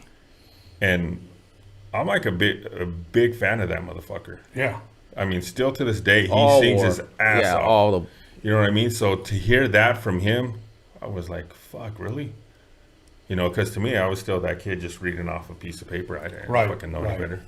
Now, when you went out there, what was the response, man, of the crowd? They were just hype. And honestly, it went by so fast, and I had no... We were faded. Yeah, I had no fucking idea what was going on, and but they never let up on us. I mean, we didn't get booed off stage. Yeah, so. we were fucked up. We went on stage pretty fucked up. Yeah. Now here's the question that most rappers would want to avoid. Have you ever gotten booed? No. I shared one time, but I won't share it. We got booed off stage one fucking time, bro, and it's a terrible feeling, man. So I'm glad I'm not a rapper. Yeah. But I produced the music, but I was just a DJ. Okay, so we've never been booed off stage, but we've been on stage and motherfuckers are not paying attention to you. Just, I didn't know any better. I'm just like... 2 minutes? All right, go ahead. I'm sorry, go ahead. I didn't know any fucking better. I'm like, man, fuck this shit. Fuck you motherfuckers. And this was like, hey dog, kick back, you know. So that was a big lesson. Like, what show was that? I'm not gonna say what show that was, but fucking DY knows what show that was. Oh, okay, I know what show. But that's all you have to tell me. You never know who's watching. That's the bottom line. You never know who's watching. Doesn't matter if they're fucking paying attention or not. You never know who's watching and who's gonna be your biggest fan at that fucking show. It's true. One thing that I always say is, it doesn't matter how many people are out there, you got to give them the same show. Yes. So if it's 5 people versus 5,000 people, those 5 people should get the show that the 5,000 people got every time. Right.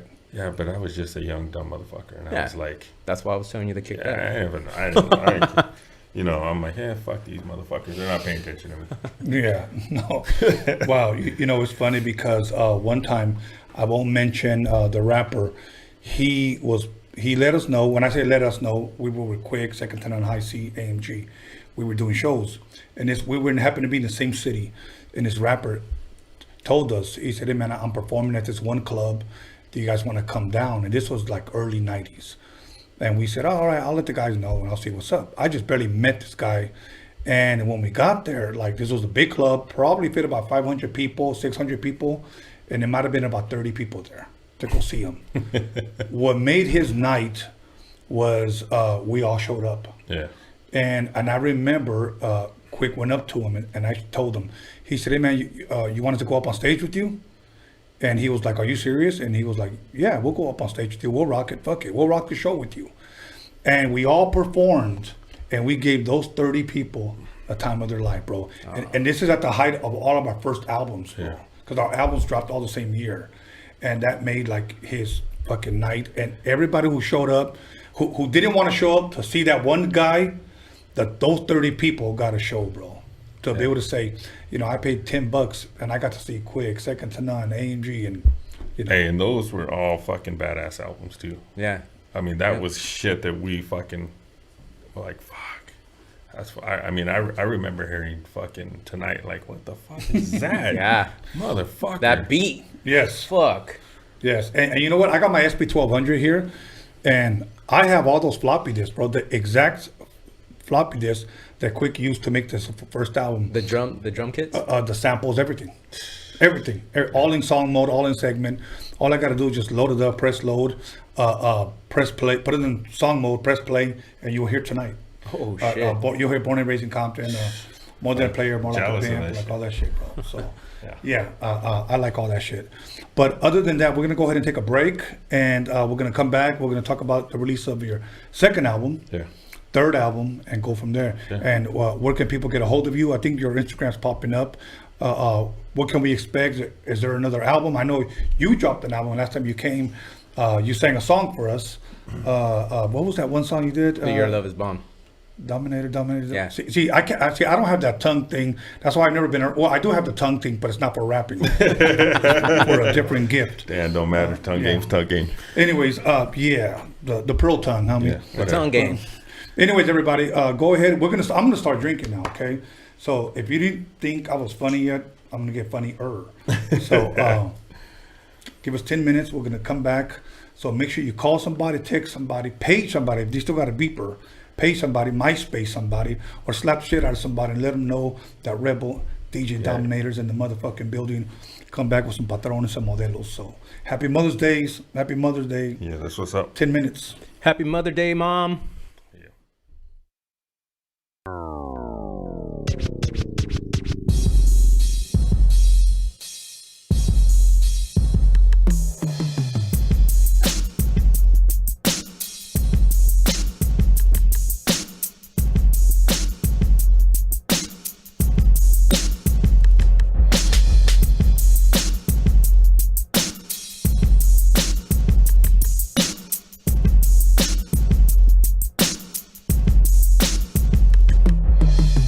You'll call somebody, text somebody, slap the shit out of somebody. Let them know that Roadium Radio is live up in this biatch.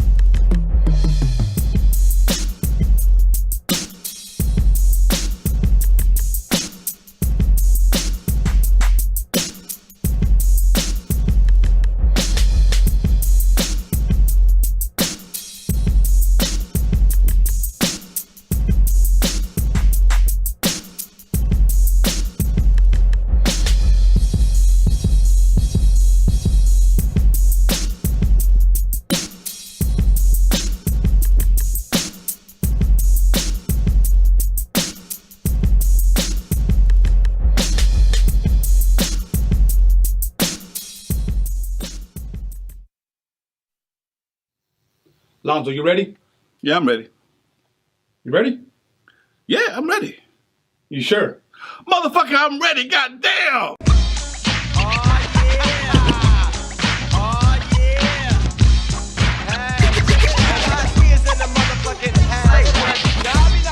Like it ain't shit, cause I'm a player motherfucker named DJ Quick. It's a full-time jack move. Chili chill, yo, homie, make the track move. Freestyle, meanwhile, we keep the big chicken. Sweat dripping, girl is in the middle when you chill. Walked in the house, got shot. 1, 2, 3. Motherfucker, don't down this shit. This is it, y'all. Daddy. I'm kick your ass. Cut. We're good. And we heard about this young kid from the Harbor area named Tony A. And he was a DJ, Holmes, and he was going in with the big stars, you know what I'm saying? And he was like one of us going in and infiltrating inside of all these MCs, you know what I'm saying? A Roadium mixtape is just mixed of different types of music, no matter what genre it is. And like I said, it's like making your own musical movie. When La Raza came out, man, even the amount of sales of the single of La Raza that got moved out of the Roadium was crazy, bro. And that song just got played and was played in all the stands over there. And I was blessed to go back one time even to see it, and I want to say in 91 or 92. Although they were not black, they were Oriental, Asian, whatever you want to call them, they were cool. And they embraced everybody, blacks, Latinos, whoever came to the swap meet to want to buy music, they were record people. These right here are the ultimate breaks and beats. These were introduced to the West Coast by Steve YANO. They came from the East Coast to the West Coast, and they were sold only at the Roadium. You can still see the Roadium sticker there. And these are called, once again, the ultimate breaks and beats. If you're a DJ or a producer, you better know what these are. If not, don't call yourself a DJ or a producer. Me and High C right here, we know about these. Back in the day, I would have doubles of everything. Here's a quick story. When Ice Cube left NWA, he came over to my pad, and I was playing some beats for him. Before he left to New York to do his album, America's Most Wanted, he actually asked me if he can borrow a set of my Ultimate Breaks and Beats. I let him borrow it, never saw the dude again, man. I guess that's what he meant by Jacket for Beats. But you know what? Much love to Ice Cube. He helped put not only Compton, South Central, but West Coast on the map. So much love to him. But once again, these are the records that Steve introduced to the West Coast. You don't believe me? Ask Dr. Dre. Check it out, right about now, Dr. Dre is on the wheels, and I'm about to cold tear shit up. Hey, yo, D, you got a level? D, hit record, man. Get busy, easy, and Tony A on the 12 technique, see? Here's a little something about a nigga like me. They never should have been trying to take from me. Yo, this is your name, that's me.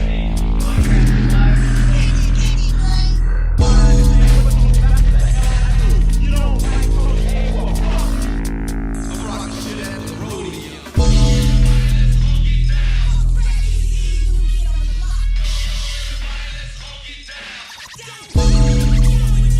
Let's do 1, 2, 1, 2. Right about now, you ain't drop that baby.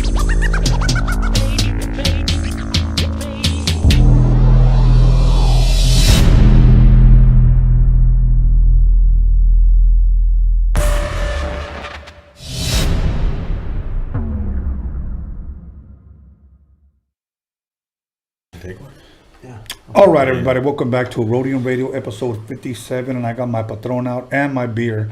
They only left me 2 beers, but me voy a poner de aquellas with this fucking Patron right here. My bad. So, Patron. Anyways, we're going to pick it up right where we left off. All right. So, you were telling me you got a job as a male exotic dancer. Yeah. Oh, wrong dude. Okay. No, pero, so you started performing, you said you wore, hyped you guys up. Yeah.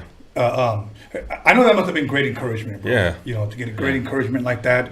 Then, so the album comes out pretty much on a wider scale where somebody picks it up, the first one. So then you guys get back into the lab immediately. Because I know you guys probably had a good work ethic where you guys are constantly in the studio. We were already going into the lab already. Yeah, we were just when we were working on those 4-track. As soon as that work stopped and we already had our rough drafts and we were rehearsing them, right? We immediately went back into the studio, not into my lab because I didn't have a studio yet. We were working on more like trying to get shit to sound better. You know what I mean? We were more working on that, and we're like, okay, whatever that, that's whatever. We just always stayed working, and then had a chance to get in the studio with TNT Studios. Was the first Doug Tamuka. Yeah, and remember you wanted to touch on working with Mike a little bit. Remember you were telling me that. So we, to get into Here Comes the Triple C, which is our second album. Mm-hmm. At that time, Dom was doing samples, but CLS was doing like originals, and we're like, fuck, They were doing samples and originals. Yeah, they were doing like remixes. But we didn't have any originals. Yeah. We just had samples. That's all we had. Yeah. So we wanted to start getting into it. We had some ideas. We wanted to get some replays, some samples, whatever, and some original shit. So we hooked up with this dude named Mike. I'm not gonna say Mike's last name because Mike's a lagger, and maybe he doesn't want people to know. He's a lagger? He's a lagger. Oh, he lags. So, well, let me give you an example. Yeah. Hey, Mike, we want to make a beat. Oh, I don't know if my plug will plug into the wall today. I don't know if it'll. Oh, it's on. Yeah, and he lived with his grandma. Oh, okay. Yeah, my grandma doesn't want anyone here. But I mean, he was fucking he was dope though. You know what I mean? He was dope. He had skills. That's why we pushed. We're like, fuck, dude, come on, fucking hook us up. I can't. My bike doesn't have air today. Yeah, it was always some type of stupid shit like, oh, sorry, my fucking Highness with her fucking vibrator right now. I'm sorry, you guys can't come in. So, it was like, we got to about 30% of the time we got in. Yeah. Wow. Got what we could get out of them. When we wanted 110% time. Right. And fucking T, Dre, and Deluxe probably sitting at home right now and they're like, yeah, that's right. That motherfucker was a lagger. Fucking dick. So shout out to Mike for being a lagger. Fucker. You know what's up. If it wasn't for Mike being a lagger. Yeah, Dom would have never, it would have never pushed Dom to maybe produce to what, to really push it. Okay. Because we're like, fuck, we need to keep that up. This fucker's not doing it. We're in the fucking studio with these albums. We can't waste fucking time. We only have so much money to do this fucking album. We only have because back then, you had to pay for blocks of studio time. Yeah, that's true. And he engineered on the Tascam at home, but I mean, fuck, I never did that shit. And it was like, okay, we got to bust out like fucking 3 or 4 jams today because we only have this amount of time and we have to do this many songs. We're like, fuck, okay. So we would fucking go to his house and fucking rehearse that shit like we were going to fucking perform it. Basically it was a performance. Dope. So we did that shit. We fucking worked our ass off. We would record a rough version of the song and try to get it the best we could. And sometimes the rough version was... For some reason, it always happens that way. We went into the studio and it came out dope, but if you hear that rough version of the tape, fuck. I mean, but if you ask a lot of people, it's a classic album. You know what I mean? That's the album that people like. And Here Comes the Triple C is the album he's talking about. Yeah, Here Comes the Triple C. But like you said, we noticed that shit. Like, fuck, it just doesn't have the that energy. Yeah, it doesn't have that crunch. You know what I mean? And it's that rawness that you get out of writing something and spitting it right after you write it. Yeah. It's not the same as spitting it months later. No, it's not. And you know what? I recorded Mellow. We did some demos. And when we went into the studio to do it, I could not get that hunger and that passion that he had when we recorded that in my house. Yeah. It was just totally different. And I would tell him, dude, how come you don't sound like this? And he would be like, I don't know, I'm cool, right now. He was a little bit more relaxed now. We had somewhat of a little budget to work with. And you start kind of getting, I guess. You needed to stress him out. Yeah, probably. Well, like for us, it was like, like, hey, we gotta hurry up and fucking knock that shit out. Like, you know, we really can't, like, we can't fuck up. So, like, fucking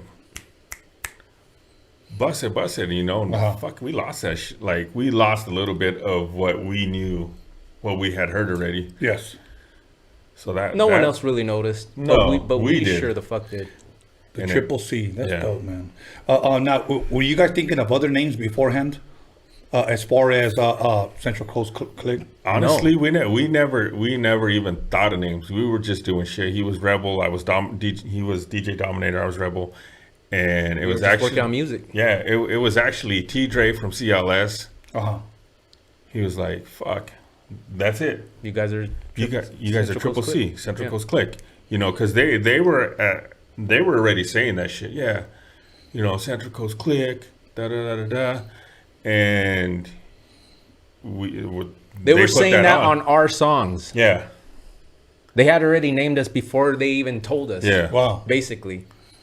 Dope. Yeah, because, and like I said, I was looking up to those motherfuckers, so I'm like, damn. Okay. You know. Now, like more shows started happening. Yeah. Okay. And how did you like performing? I was down for whatever. I didn't performing. Fucking, I mean, shit. I just rolled with CLS to one of their fucking concerts. I didn't even fucking do shit, but like fucking make sure T. Dre didn't fucking start shit with somebody, you know? Right. I mean, I didn't care. I just loved it. I mean, because at that time there was car shows, and all that kind of shit. So you would see people like, you'd see the Mary Jane Girls, you know, you'd see Brenton Wood, you'd see Sherelle, you'd see the Gap Band, you know, just to be like there with all that shit. Plus there was all kinds of fine ass hyenas. That was my next question. Yeah. The Triple C have any groupies? Yeah, of course. Triple she C is just a groupie. Always. Now I'm gonna let him take a shot, and then I'm gonna ask him something. I know that DJ Dominator. Do you know any girls or that like to be dominated?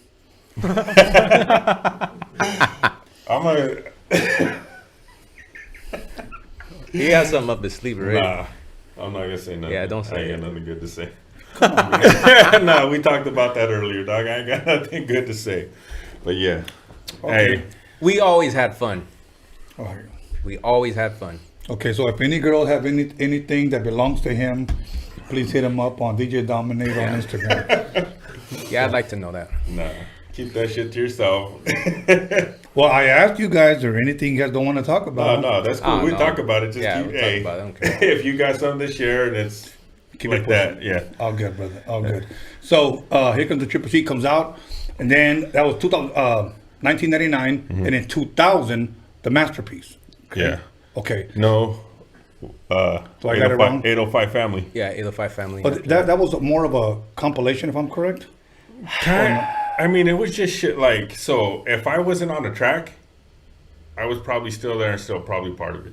Not for everything, but there was probably a lot of it that I either sat in on or maybe help write a hook or something like that on that album. It was still pretty much a Triple C album. Yeah. There were, because we had guests on almost all of our albums. Okay. But like we said, I mean, CLS was saying, you know, Triple C, Central Coast Clique, you know, so it was just natural that they were a part of that, because at that time it was just us and them. Like, there really wasn't that much of a difference between who was spitting tracks, because they were on our shit and we were on their shit. It was just, at that time, we were just working back and forth, Okay. you know what So I mean? at that point, some of the people that we had featured on there were Brown Hood, Prophecy, Cali Lifestyle, Shay Love. Anyone else you could think of? 420. 420.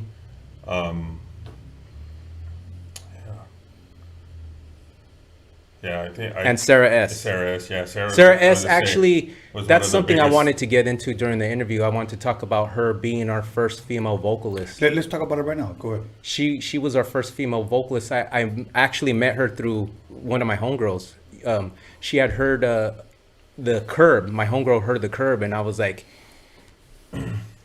we were rapping, and all of a sudden there was this blank spot there. And she's like, well, originally, it was him cutting on it. You know, like we said, kind of like Phrasing. Bitches was, kind of like Bitches was, where you kind of scratch in the hood. Ray scratching. And we're like, fucking. There's a rough version of that on the first album.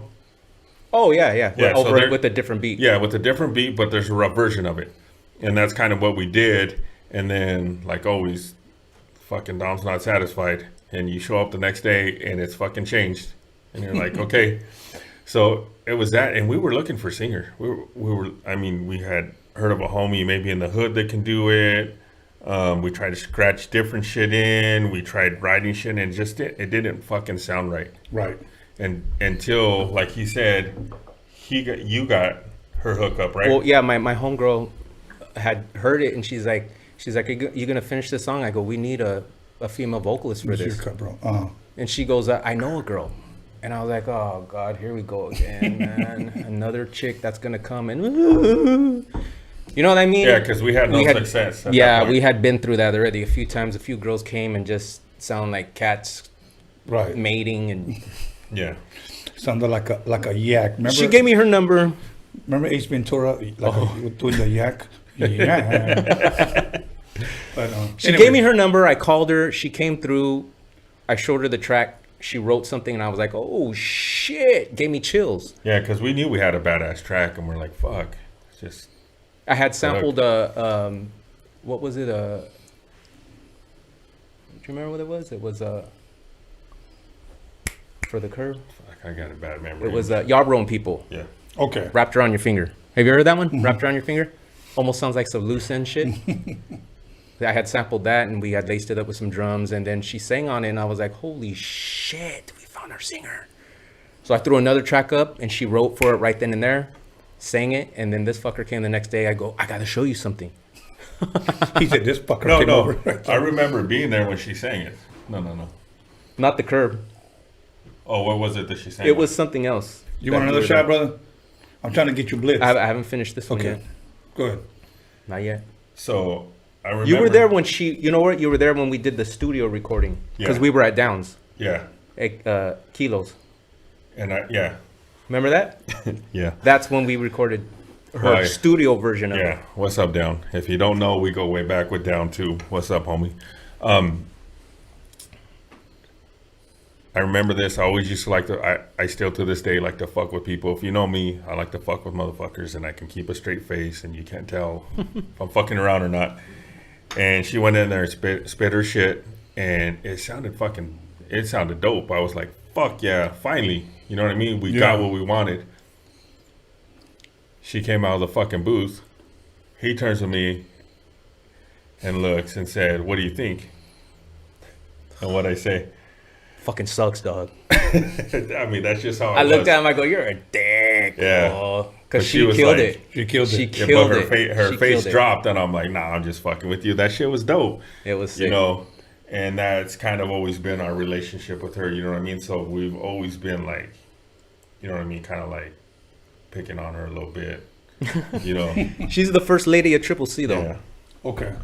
Yeah. You know, so she's family. And by the way, if I don't pick on you, you know, it's probably because I don't like you. So I had a lot of love for her. Okay. And what's next after that compilation? After that, that's when we started our next, we left that label and then went to another label and did the Masterpiece. Okay. Now, for people that may want to know, why did you leave the other label? Was it just time? I think we could say this, like, about that whole deal is like, we cut our own deal, you know what I mean? And everybody cuts their own deal, so we cut our own deal, and good or bad, whatever the deal was, you know what I mean? Yeah. We cut it. So on our end with that shit, there's really nothing to complain about, because you know, we were two dudes and we agreed to it. Experimenting with the new label. Yeah. And, you know, so when we were trying to grow. So it got to that point where we decided we needed more. You know what I mean? True. Yeah. And nothing with Underworld. It never was. We're still homies. You know what I mean? Like, that motherfucker could call me and say, "Hey, I'm coming to your pad." Okay. As a matter of fact, he just came to our lab. I had an album release party for that show. like all his family. You know what I mean? Ever since day one. And Tomas came to. He came to. He's always come through for us. But like I said, we cut our own deal. Okay. You know, so when it came to the Masterpiece album, we decided we need to cut another deal. You know, something that was a little bit more for us. Okay. You know what I mean? So that's what we did going into the Masterpiece, and then like we really had a lot of fucking freedom just to be us. And not only that, musically, I was moving on into making original beats and playing music and working with other producers that were teaching me and mentoring me at the same time. So our sound changed. Yeah. It still was the same, but it changed to the point where it was still kind of my sound, but just started being original with keys being played and all that shit. You know what's funny? Because I don't know if you remember, again, in 2019, I think I had like 4 Instagram pages deleted. But it was my first one. I reached out to you. I don't know if you remember the conversation that we had. I do remember. And I said, dude, your shit is fucking dope. I said, maybe one day we can work together or something like that. I didn't even have this podcast or nothing. I just reached out because I've never been one of those people that saw someone who was talented as a threat. I always saw someone like, wow, for what it is. This guy's fucking dope. This guy's fucking talented. You know, it's funny you say that because not a lot of, like, I think that's maybe the problem, like with the earlier stuff, like a lot of earlier stuff that came out is, I don't think like a lot of us looked at each other like, that shit's fucking dope. I think we always looked at each other like it's fucking competition. I think that's probably why, like, maybe our shit doesn't push far enough because it's like you said, like, that shit's fucking dope. Yeah. You know what I mean? I don't think enough people say that. When somebody spits something dope, I don't think they say that shit. Yeah. Well, I've always been that way. When I hear something that's good, I like to congratulate. Yeah. You know, I like to tell people because, you know, hating on someone, really, let's be honest, it ain't gonna get you nowhere. Yeah. You know, and what I don't like is being friends with somebody who's hating on you on the down low. Yeah. You know, I don't like that shit. I'd rather just say, you know what, your shit is fucking dope, man. Yeah. I fucking love it. You'll feel better saying it too. Although authentically, hey, not faking it. Hey, Right. but to be honest, haters are the best promotion. I'll tell you that much. Yeah. I mean, I got people that hate on me that now say, yeah, I knew that fool. You know, before they wouldn't. You know, fuck that fool. But haters always talk about you, though. That's the thing. And when those haters always talk about you, they're always putting you on. And that, I think that's how we always looked at stuff. Like when it came to our music, oh, fuck it. They talk about it, but they still bump it, you know? Yeah. Well, you know what? Like I said, I reached out to you and I just told you that shit was dope. You know, and I truly meant it. I saw you as a real fucking talented cat, you know. I've never been one of those guys that, you know, is... I see this guy as competition or like, fuck, I got to come up with something better. Fuck that fool. Or I hope he doesn't make it. Hope nobody. I never saw that. Okay. I learned this years ago when I read an article about Steve Jobs. Okay. When I guess he was doing his computer for his company, somebody had told him, and I had shared this before, hey man, Microsoft is doing this, or doing this, or doing this. And it's pretty much saying it's better. Yeah. You know, well, what are we going to do? And his response was this: I'm not trying to be better than my competition. I just want to be different. Yeah. And I think that's the way we got to look at it. It's like, you know what? You know, triple C is triple C. Well, I think that's always how we looked at it, though. We've always been like, we're different than everybody else. That's good. And honestly, the way I think we've always looked at music is like, if you're not going to fucking bump that shit in your ride, you're not going to bump it at home. Right. You know what I mean? And that's always how we made music. Like, fuck, if you're not bumping this shit in your fucking ride, then we ain't doing it right. Yeah, Right. back to the drawing board. Yeah. Okay. I mean, Which we've done plenty of times. Yeah. Because of me. Hey, I mean, fucking mixed down in the car. You know what I mean? Hey, that's the best way, dog. Yeah. That's how you're going to hear If it doesn't sound good in the car, it's back to the drawing board with that motherfucker. Okay. In 2000, no. Fuck, where'd I get 2000 from? 1992. I think Patron's kicking in. The comments are going to start talking about that. But in 1992, I had a Cadillac. I had probably invested about $2,000 with the sounds in my Cadillac. That motherfucker sounded dope as fuck, okay? I would go in the studio and I would do a high C song, okay? Grab a CD or, cassette, put it in my Cadillac, and see if that motherfucker knocked it. Exactly. Yeah, that's exactly. And we would be like, hell yeah. If you're not gonna do that shit in your ride, you're not gonna fucking play that shit anywhere else. Yeah. It's just not gonna happen. If you're an engineer, you know that. Mm-hmm. You know what I mean?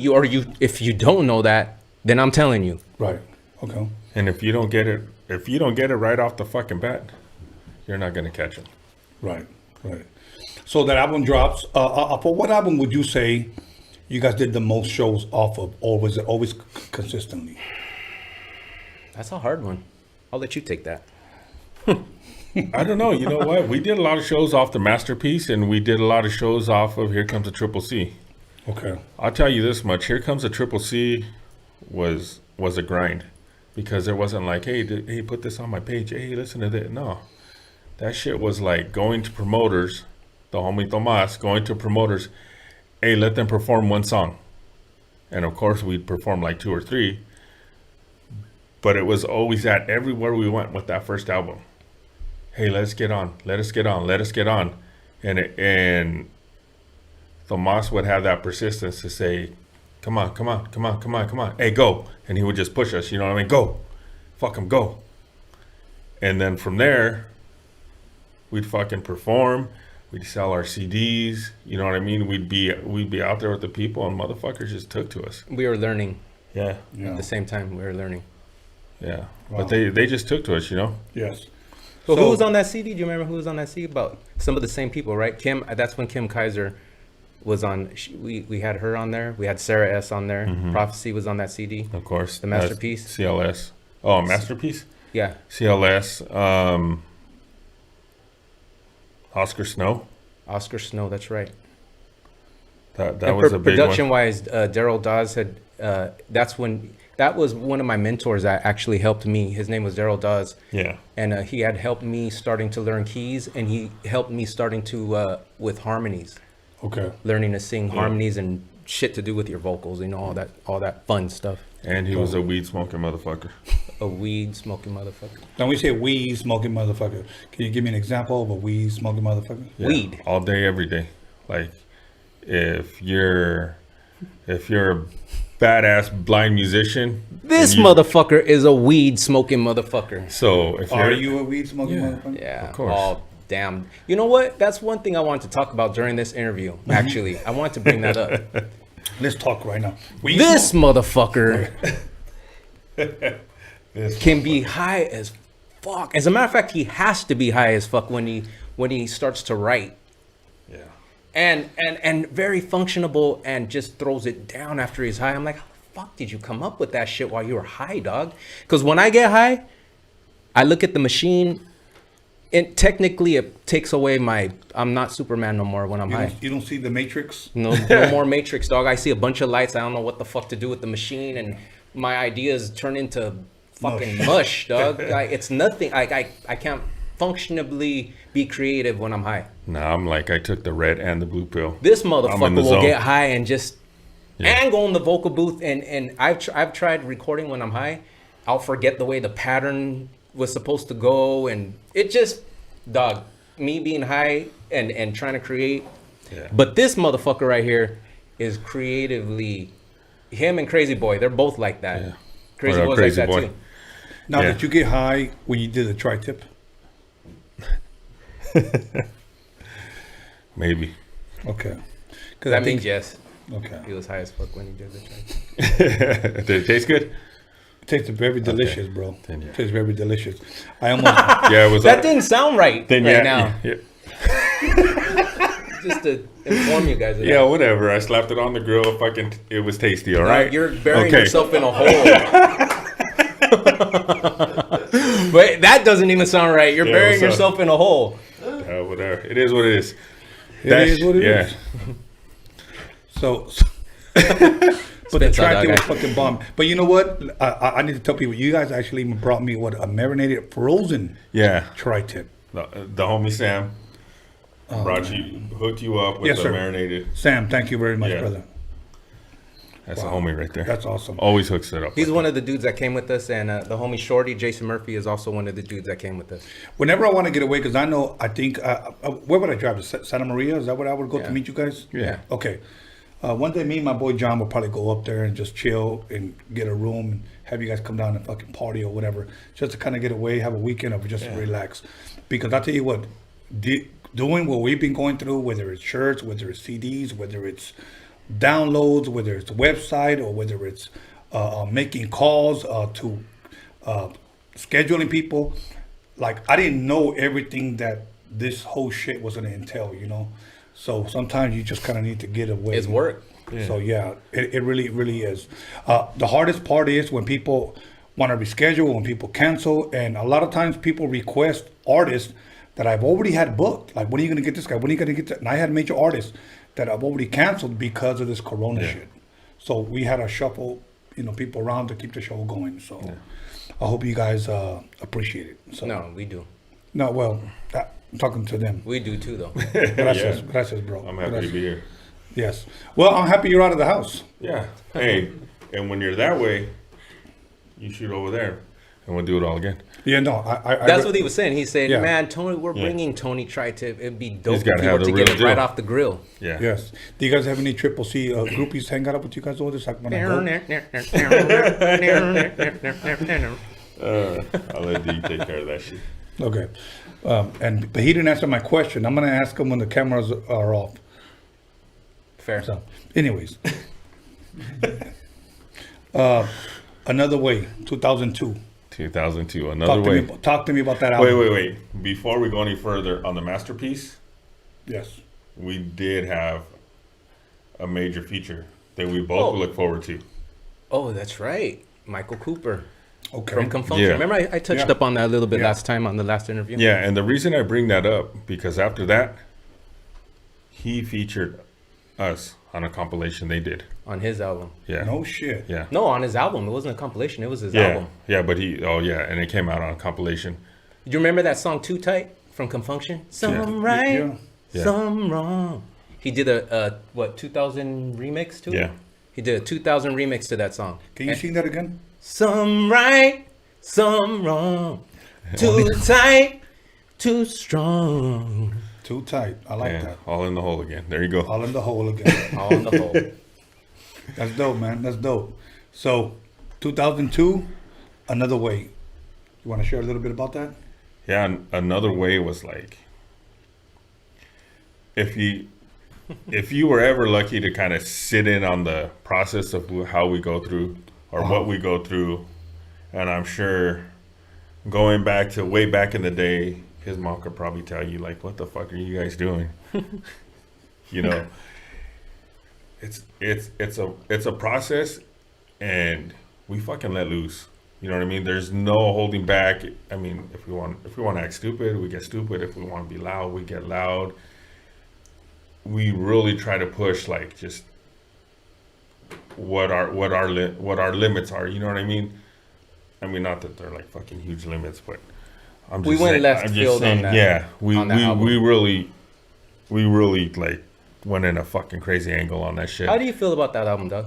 I think we have good shit, this Triple C shit, and I think we have shit that's like, man, what the fuck were you guys doing? That's exactly how I feel about it. You know what I mean? And I people think probably look at it like we that. were doing a lot of experimenting on the album. Okay.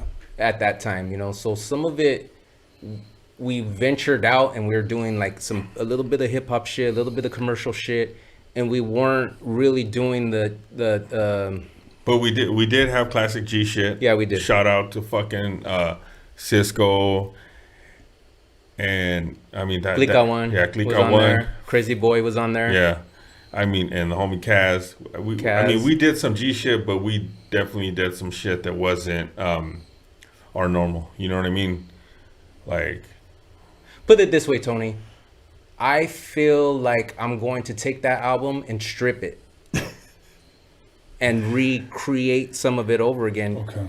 That's how I feel about it. He does that shit anyways. I'll do it anyways. I'll be like, but I've always felt like I've wanted to take that album and make it what it should have been. Okay. Before I lose my train of thought, I need to ask you something. So on all those albums that you created, that you produced, okay, what would you say was the best album that you liked, that you did the best production on?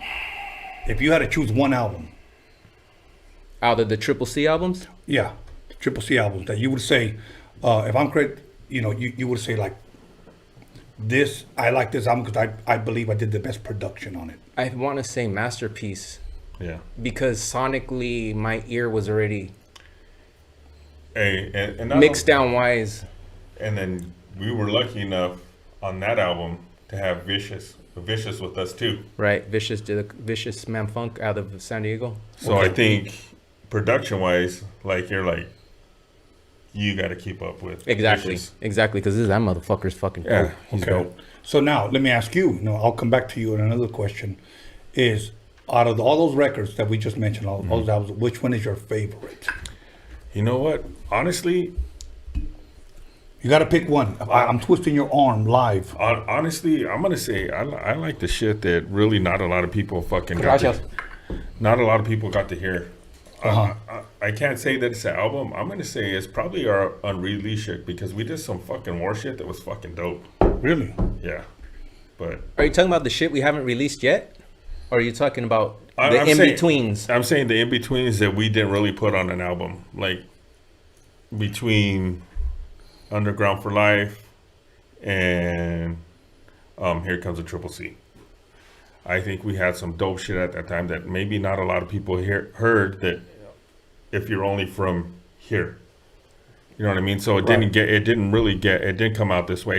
I'd imagine it didn't get to Oxnard, Ventura. No, but actually, like I've talked to you about it. Tomas had reached out to me and wanted some of those tracks, and I told him let me work on them and revamp them and fix them up a little bit. And I'm about halfway done with that album. Okay. Yeah. I'd say for me, it's called The Lost Tapes. Yeah.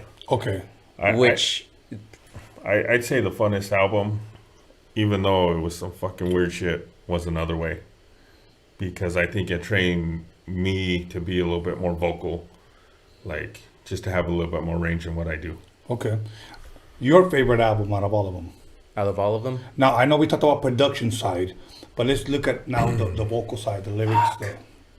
I can give you two. I can't give you just one. Okay, can you give me two in order of 1 and 2? Yeah. Okay. The Underworld Family and Masterpiece. They're like right there. And they're back-to-back albums. Yeah. Okay. So sonically, musically, song-wise, hook-wise, vocally, everything, I feel those are my two favorites. Okay. So I'm gonna ask you a question and try to give it to me as fast as you can, if possible. Right. Which is a song that you believe that Triple C will be remembered for? Dangerous. Dangerous. All the time. With Why SOS dangerous? Band. Why all the time? SOS Band. I say dangerous, and I love working with Mary Davis. That shit was dope. She's dope. I'm one of the biggest SOS fans there is. All-time favorite as far as working with people. And people ask, like, who's your favorite singer? Mary Davis is right up there. You guys said it. Prince is the other one. Yeah. But I don't know, man. You're on the spot right now, not me. Masterpiece was dope. Okay. I think what Masterpiece was dope. Another Way is dope. But 805 Family, people remember that shit. When we go to shows, people say that shit. Yeah. You know what I mean? A lot of people commented on that album. And people say other shit, but for as long as we've been doing this, people have sang Dangerous. Okay. Something about You Can't Fuck with that. I mean, It's one of those hooks that it's crowd participation. To me, that's it. Okay. Let me ask you first, and then I'll ask you. Say I book you guys for a show tomorrow, hypothetical, and I need you guys to do 5 songs. Okay. What's the first song that comes to your mind if I tell you what's the first song you're gonna perform? Dangerous. No, I'm sorry. No, it's not Dangerous. Wait, what are we gonna open with? Yeah, what are you gonna open with? The Hold Curb. on. Then that's The Curb. Okay, and then you. What would you say? When's it going down? Tomorrow. If it's going down on a Saturday, I'd say Saturday. Oh yeah, we have a song called Saturday.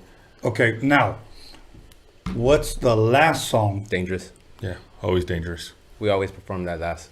Okay. Because so it starts. It's a slow, and then it's Another One Bites the Dust sample from Queen. So I'll tell you what, our last show was different because it was his album release, and we worked a little bit different. He did his stuff, and brought Sarah out, did some Triple C stuff. I said, start off with the Triple C stuff, right? And cut it, and say, you know what, this shit don't feel right without Rebel. And then what are we going to? We went into Do You Really Want Me? Yeah. And a then, Prince sample. Yeah. From his first album. So you know, it's funny, just by that title, I can tell yeah, that it would have been something like that. Wow, that's the Prince in us. The song, you know that song In Love off the first album? I think my favorite song off of there was that slow song Baby. Oh, yeah. Hey, but can I tell I like you, Soft and Wet. Hey, I gotta tell you, both of you I something. like her though. Soft and Wet. I tell both of you something. Yes, sir. So his interview, you're asking him, oh man, what's your favorite Prince track? What's it? And I'm like fucking answering every question that you're asking him. No shit. Yeah, no shit. Okay, he knew all my answers. Okay, so I have to. Are you a Prince fan? Yes. Okay, what's your favorite? If you had to choose, my favorite song. Okay, so being, I told you what my music, how my music was brought to me, and to me, I like a little rock. Okay. I like that shit. To me, it was Purple Rain. No shit. Yeah. Now, are you saying that the album or the song? The song. Now, do I think that's his best song? No. Mm-hmm. But that was it for me. Like when you sing it, do you actually lift up your hand? I throw on my Raspberry Beret and hell yeah. You know what's crazy is that everyone will have a different one. Yeah, I know. No, but you know what? I mean, that's what, like, okay, this dude's different. You know what I mean? Right. He doesn't do the same type of shit. I mean, fucking look at him. I know. You know what I mean? This dude is different, and that's what. And then then it was fucking Erotic City. Oh. I got a question for both you two. Yes, sir. Who is your favorite R&B producer? I would have to. Well, see, people say it's pop, but the first person that came into my mind was Quincy Jones for the stuff that he did with Michael Jackson. So I would have to say that. That's good. That's a good one. Yeah, I'm gonna go just a little bit newer. I'm gonna say Teddy Riley. Ah, you fucker. That's mine. That's my favorite R&B producer. Teddy Riley. That first Keith Sweat album, Doug. Yeah. The whole fucking shit. album, from beginning to end. The Make It Last album. Some of my kids were born to Keith Sweat music. That first album, though, Doug. That's baby making music, man. There's no Keith Sweat hasn't had an album like his first album. Yeah. That first album was just. See, those are backseat memories. Music. All 808. Yeah, I like that shit, man. Yeah. I'll leave it at that because I don't want to get into it, but yeah. That's why I told my son, Mijo, do you like Keith Sweat? I don't really like him. You should. You need to. I'm telling you. He's the inspiration for your birth. Yes, exactly. Now, I will say this about Prince. He's the only guy that can fucking yell and make it sound dope. What do you mean by yell? I'll name one, like "Do Me Baby." Hey, oh yeah. I'm gonna say if Tomas was here, he'd fucking demonstrate. Tomas would have done that shit. Yeah. Tomas, I know you're watching. Can do it. He can yell "International Lover." He's probably doing it at home right now. It's slow love, and I can just keep going on the list. Yeah. I love baby making music, man. Yeah. So other than that, I'm kind of buzzed. Okay. Good shit. Oh shit. Salud. Yeah, right here, bro. Salud. 2020. People say it's a bad year, but I always say that it's a good year. So we're still here. We're still here. So thank God for that. Yeah. Other than that, we still got over 391 people. Let me give a shout out to everybody. Let me go ahead and say this live. Everybody, go ahead and post up where you guys are from at this moment. If you guys from Arizona, Texas, or whatever, post it up. Yeah. Okay. And anyways, what is it? Somebody put, why you guys got to talk about Soren Baker? Soren Baker's child support for Tony. Like, whatever. Sur Cali, Florida, it's all coming in. Anyways, other than that, what is there or will there be another Triple C album? Yeah. Yeah, it's already almost done. Yeah. I mean, like I said, we don't ever stop working. I mean, it doesn't matter what's going on. We never stop working. Okay. You know what's funny is some of those songs are new, and some of them are a little old. Some of the old ones that, stuff that we've done, I've took it and revamped it, and I'm like never satisfied with it. But it's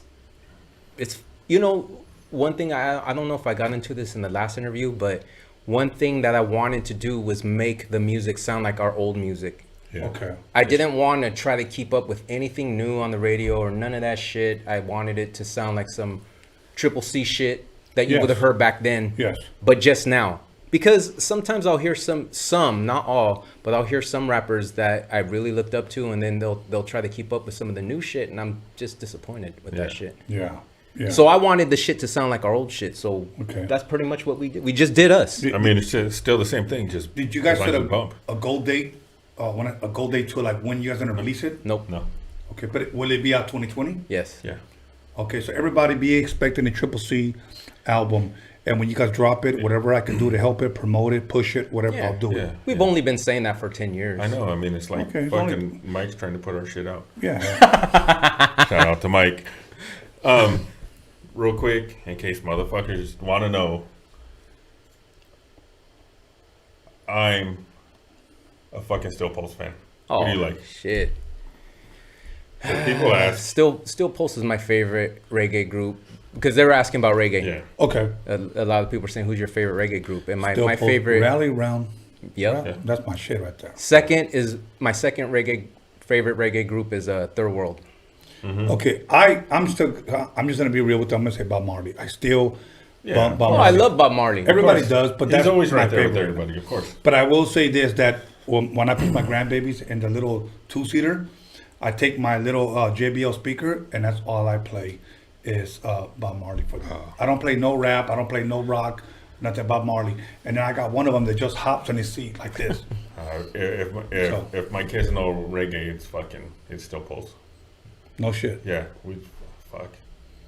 they're just fucking dope. That's good. Yeah. Shit. Okay. If I ever have kids, they'll know Still Pulse. They Hey, know- can I touch up they on know a lot something of real shit. quick? What's that? Can I touch up on something I didn't get to touch up Hey, on? the floor is yours. Last time I really didn't get to talk about some of the features that were on my new album. Go for it. I wanted to talk about Lolita. She was one of the features that was on the last album, and she did a couple songs with me, and we had some recording stuff that we did in the studio. Kayla Marie is someone that I've worked with for a long time. She's actually one of my favorite vocalists to work with, and anyone else that was on the album? Who else? Yeah, Sarah was on your album. Sarah was on the album. That's right. And it had been a while since she had done anything with us. Period. Okay. She's actually on the new Triple C album too. Yeah. But she was on my album, and a lot of people were happy to hear her on that Time Traveler album. Yeah, we've always kept in touch with her. I mean, we did shit on her albums. You know, she did some shit with David Salas. Yeah. And we were down here a few times, huh? Yeah. Yeah, and we did shit on for her album. Well, not shit. It was good. What about on the new Triple C album? Can you think of some of the features that are on there? Yeah. We got Crazy Boy on that album. Crazy Boy, Cali Lifestyle, of Cali course. Lifestyle, Sarah S. I don't know. We did shit with Carolyn Rodriguez. I don't know if it's gonna make the album. That's right. Yeah, but I she think there put was it out. Oh, that's another. That's someone else. That's actually on the funk album is Carolyn. Carolyn's on there. We just released a video. We did shit with Gina. Oh, Gina Rodriguez. Yeah, that's right. If you know Gina Rodriguez, we did shit with Gina Rodriguez. The Virgin. Yeah. The Virgin. What was that? What's that show Jane called? the Virgin. Jane the Virgin. Is she really a virgin? Well, that's the show. That's the name of the show. I'm just goofy. I mean, it's been like seasons and seasons, Right, you know. right. No, it's a dope. As a matter of fact, I'm gonna play you that track that's one of the dopest tracks on the album. Is that one? That's one of the dope. Why are you laughing, man? I don't know why he's laughing, but I'd like to know why he's laughing. You know, shit's funny. It's all good. Okay. Episode after episode. Jane the Virgin. Who else is on that shit? Sacramento's in the house. Michoacan. Well, I was trying to get Magic What's up, Girl on that Sacrex? album too. I think I I don't was know. supposed to put her on something. We got on that Criminal on the track. Yeah, that's right. We remixed "Do You Really Want Me," the song that I was talking about earlier with Prince. Mm-hmm. That was one of Criminal's favorite tracks from us. Okay. So I actually put him on the remix of that one. Okay, make sure he doesn't cancel on you. He's been really His busy. verse is recorded, dog. Hey, he's a busy dude, man. He always comes through for a homie. Don't. What a dick. Fuck. The homie Young Trip. Oh yeah, that's right. Trip. That's right. In case you guys wondering where I've been at, what I've been doing in all this time, the homie Young Trip. If you know Young Trip, Fading Habits, Dirty B, the homie Absurd, P Love and Young Trip, they're Yeah. both actually doing it right now, doing some good shit. So that's what I worked on. Their first out, Fading Habits' first album. I Primo Busted Out album. Ballers Inc. I did that album, and then I busted out a solo album. And this whole time, me and Dom been working on shit, you know. Dope. So in case you're wondering, that's what I've Too been bad doing. you guys can't hear it. Tony's gonna hear it right now. Yeah, we're gonna listen to that shit. Tony's gonna hear some of that shit. You know what? I'm gonna give a shout out to Magic Girl and wish her happy Mother's Day. But That's fam right there. I do want her to work with you, bro. If you Yeah. guys haven't already, we have a track that I had done for this last album, and I'm gonna save it for the next album. She's singing, actually singing on it. Oh, Well, that and we want to get Little One on the album. Yeah. Well, like we were talking about earlier. Yeah. You know, Little One, that's my homie already. He's already. That track. He was said, hot. "Send it to me." Yeah. He's waiting for it. He's Yeah. waiting for me to send him this Yeah, shit. much love, much respect to Little One. That's my boy right there. I talked to that what's up, dude. dog? Oh, that my God, that guy should be a comedian, bro. I love Little One. He's multi-talented, dog. Yeah, he is. He Well, really he's is. the Joker. He really the is. Joker. He really is. Little Really One, is. you are the Joker. Homie. We've always been Hey. both me and Rebel have always been fans. Yeah, of, but of you know Lil Wayne. what? I want to do some fucking sick shit with Little One. You know what I mean? When you say sick shit, like wearing like a G-string and a trench Oh coat. no. Little One knows what we're talking about when we say Yeah. sick shit. Yeah. Lipstick, anything like that? No, Okay, never. all right, cool. I'm just. Well, all of a sudden, I'm fucking Takashi. Come on, I don't even have arrows. You're trying to put me there. No, I want to do some, I want to do some crazy shit. Dope, like the dope. shit you were showing me earlier. You know, this is super dope, dog. I'm a lot more comfortable with Rebel here than I was last time. I was a little nervous The last rhythm, time. the rebel. I was a little nervous last time, but right now I'm like, yeah, free spirited. Yeah. I don't know if you know this, but I'm gonna tell you right now. But don't tell him. That guy's fucking dope, bro. Yeah, he's dope. I've been saying it. Okay. And so is Rebel.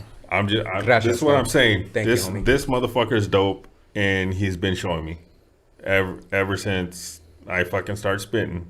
For real, he's been right there 100%, and it goes further than just music. You know what I mean? So that's why he says he feels comfortable right now, because we're just homies like that. You know what's crazy? When I listen to his music, like his last album, Yeah. and I put it on my headphones. I like to listen to music Yeah. like that and bump that shit. I'm laying in That's funny. bed.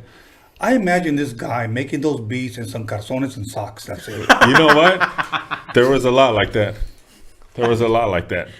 Okay, how did I know that? Because you're the same way.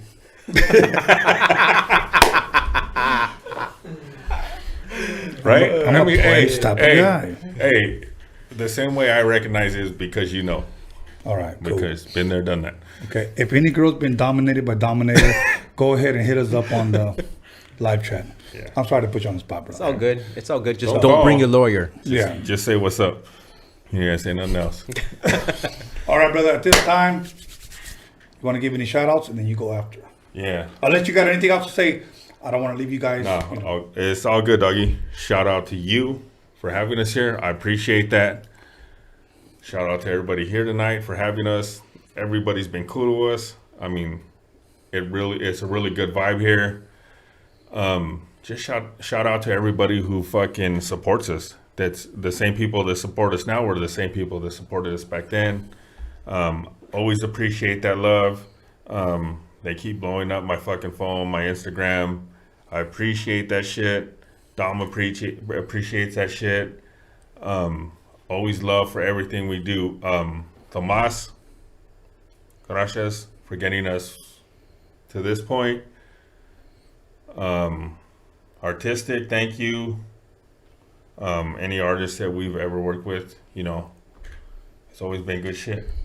See, that's why I like bringing this motherfucker with me. Because he'll say everything that I don't have to say now. Well, that's because, you know, if any Heine's got anything, you know, if they need, I'm always the eyes, dog. I'm always the eyes. I pretty much the shouted ears. out everyone I wanted to shout out during the interview, but I do want to say happy Mother's Day to my mom, Esther Dominguez. Hey, and I want to say what's up to my pops, Yeah, Art shout- Dominguez. I want to say happy Mother's Day to my sister, Karina Davis. Hey, and just so you know, his familia and JD and his primos, they always supported both of us. They've supported me the same way that they've supported him. It's always been love. You know, and I appreciate that. And shout out to all my familia, my wife, my kids, you know, my brothers. To all my family, all my homies, everyone that I've ever worked with, anyone. I mean, that's pretty much. Because if I start saying names, someone's going to get left out. I know. You know how that goes. I know. Anything else you guys want to bring up? Anything else? We covered everything. Yeah. I That's a believe. nice fucking doll right there. All right. Hook me up one of those. That'll work. Let me go ahead and put this guy over here real fast. Okay, everybody. Once again, let me go ahead and give my shout outs. John motherfucking Elkins. Yeah. John motherfucking Elkins. What up, my boy? See, I did that for you. But, you know, before I get to him, I'm going to go ahead and say once again, happy Mother's Day to everyone. You guys are a blessing to us. I believe that women are God's gift to us men. Okay. And I hope that you guys appreciate us. You know, I think you're right, though. Yeah. Father's Day.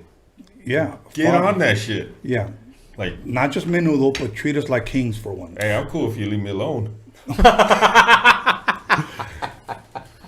Okay. For another show.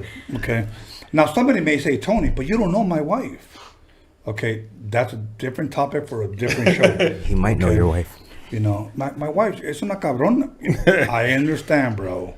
I understand. But you still married her. You knew what you were getting into. So, other than that, once again, this guy is trending. So, either Wednesday or Sunday, I'm going to have them ready to go, autographed by Night Owl himself. And once you guys get it, I'll explain what you would get if you guys bless us with something. You could do whatever you want with it. So, but other than that, John motherfucking Elkins is in the motherfucking building. He's coming out with his nail polish soon. I said that first. Anal bleach. Okay, will be out soon. Stripper glitter, stripper body spray. Those are fat flakes. Yes, he's gonna come out with it, not video, DVD, or download, but VHS. Sweating to the oldies. Okay, he's really big. He's really big in Turkey. So, but he's crossing over to the U.S. and he's going to be selling videos. Him sweating to your favorite oldie. So if you got a favorite oldie, send it to roadiumradio@gmail.com and he will work out to it. Yeah, get that shit. Turkish prisons. Yeah, Turkish prisons are huge followers of Roadium Radio. So, and other than that, DG Daniel Media Clips, he wasn't here to be able to take pictures. But he'll be here on the next one. Yeah, I knew someone was missing. Yeah, it was Mother's Day, and you know his wife had him on check. So, but other than that, arriba los mantelones, arriba los mantelones. So, anyways, other than that, my son B. Scanless for helping me promote this. Alex Cervantes, if you guys need your car fix, what did he reach you at? What's your Instagram? 81 at 81. At 81. On Instagram. You guys need your car fixed, he'll do it for free. Damn. Fuck. So I'll take my. I got problems with my car right now. Okay, Sam. Sam. Any other name you go by? Yeah, Savvy. Savvy. Okay, Savvy. Brother, any name you go by? Shorty J. Yeah, that's Shorty J, dog. Shorty J. SHJ 805. In the motherfucking building, the 805. Stand up. And okay. Happy Mother's Day to my mother, but I won't take long because I'll fucking cry. Hey, thank you for having us, big no guy. longer here. Yeah, we appreciate you having us, man. Happy Mother's Day. Happy Mother's Day. Thank you, brother. So once again, Wednesday I'm gonna have a double feature. So make sure you tune in, call somebody, text somebody, slap shit at somebody, and let them know that Central Coast Clique or Clique. Slap. Or you could say clit this Yeah, time. whatever. Hey, slap the shit out of one till some fucking tri-tip pops out. Yeah. That's what I gotta say. Yeah. You know what I mean? Yeah, and we'll be back Wednesday. All right? We out of here.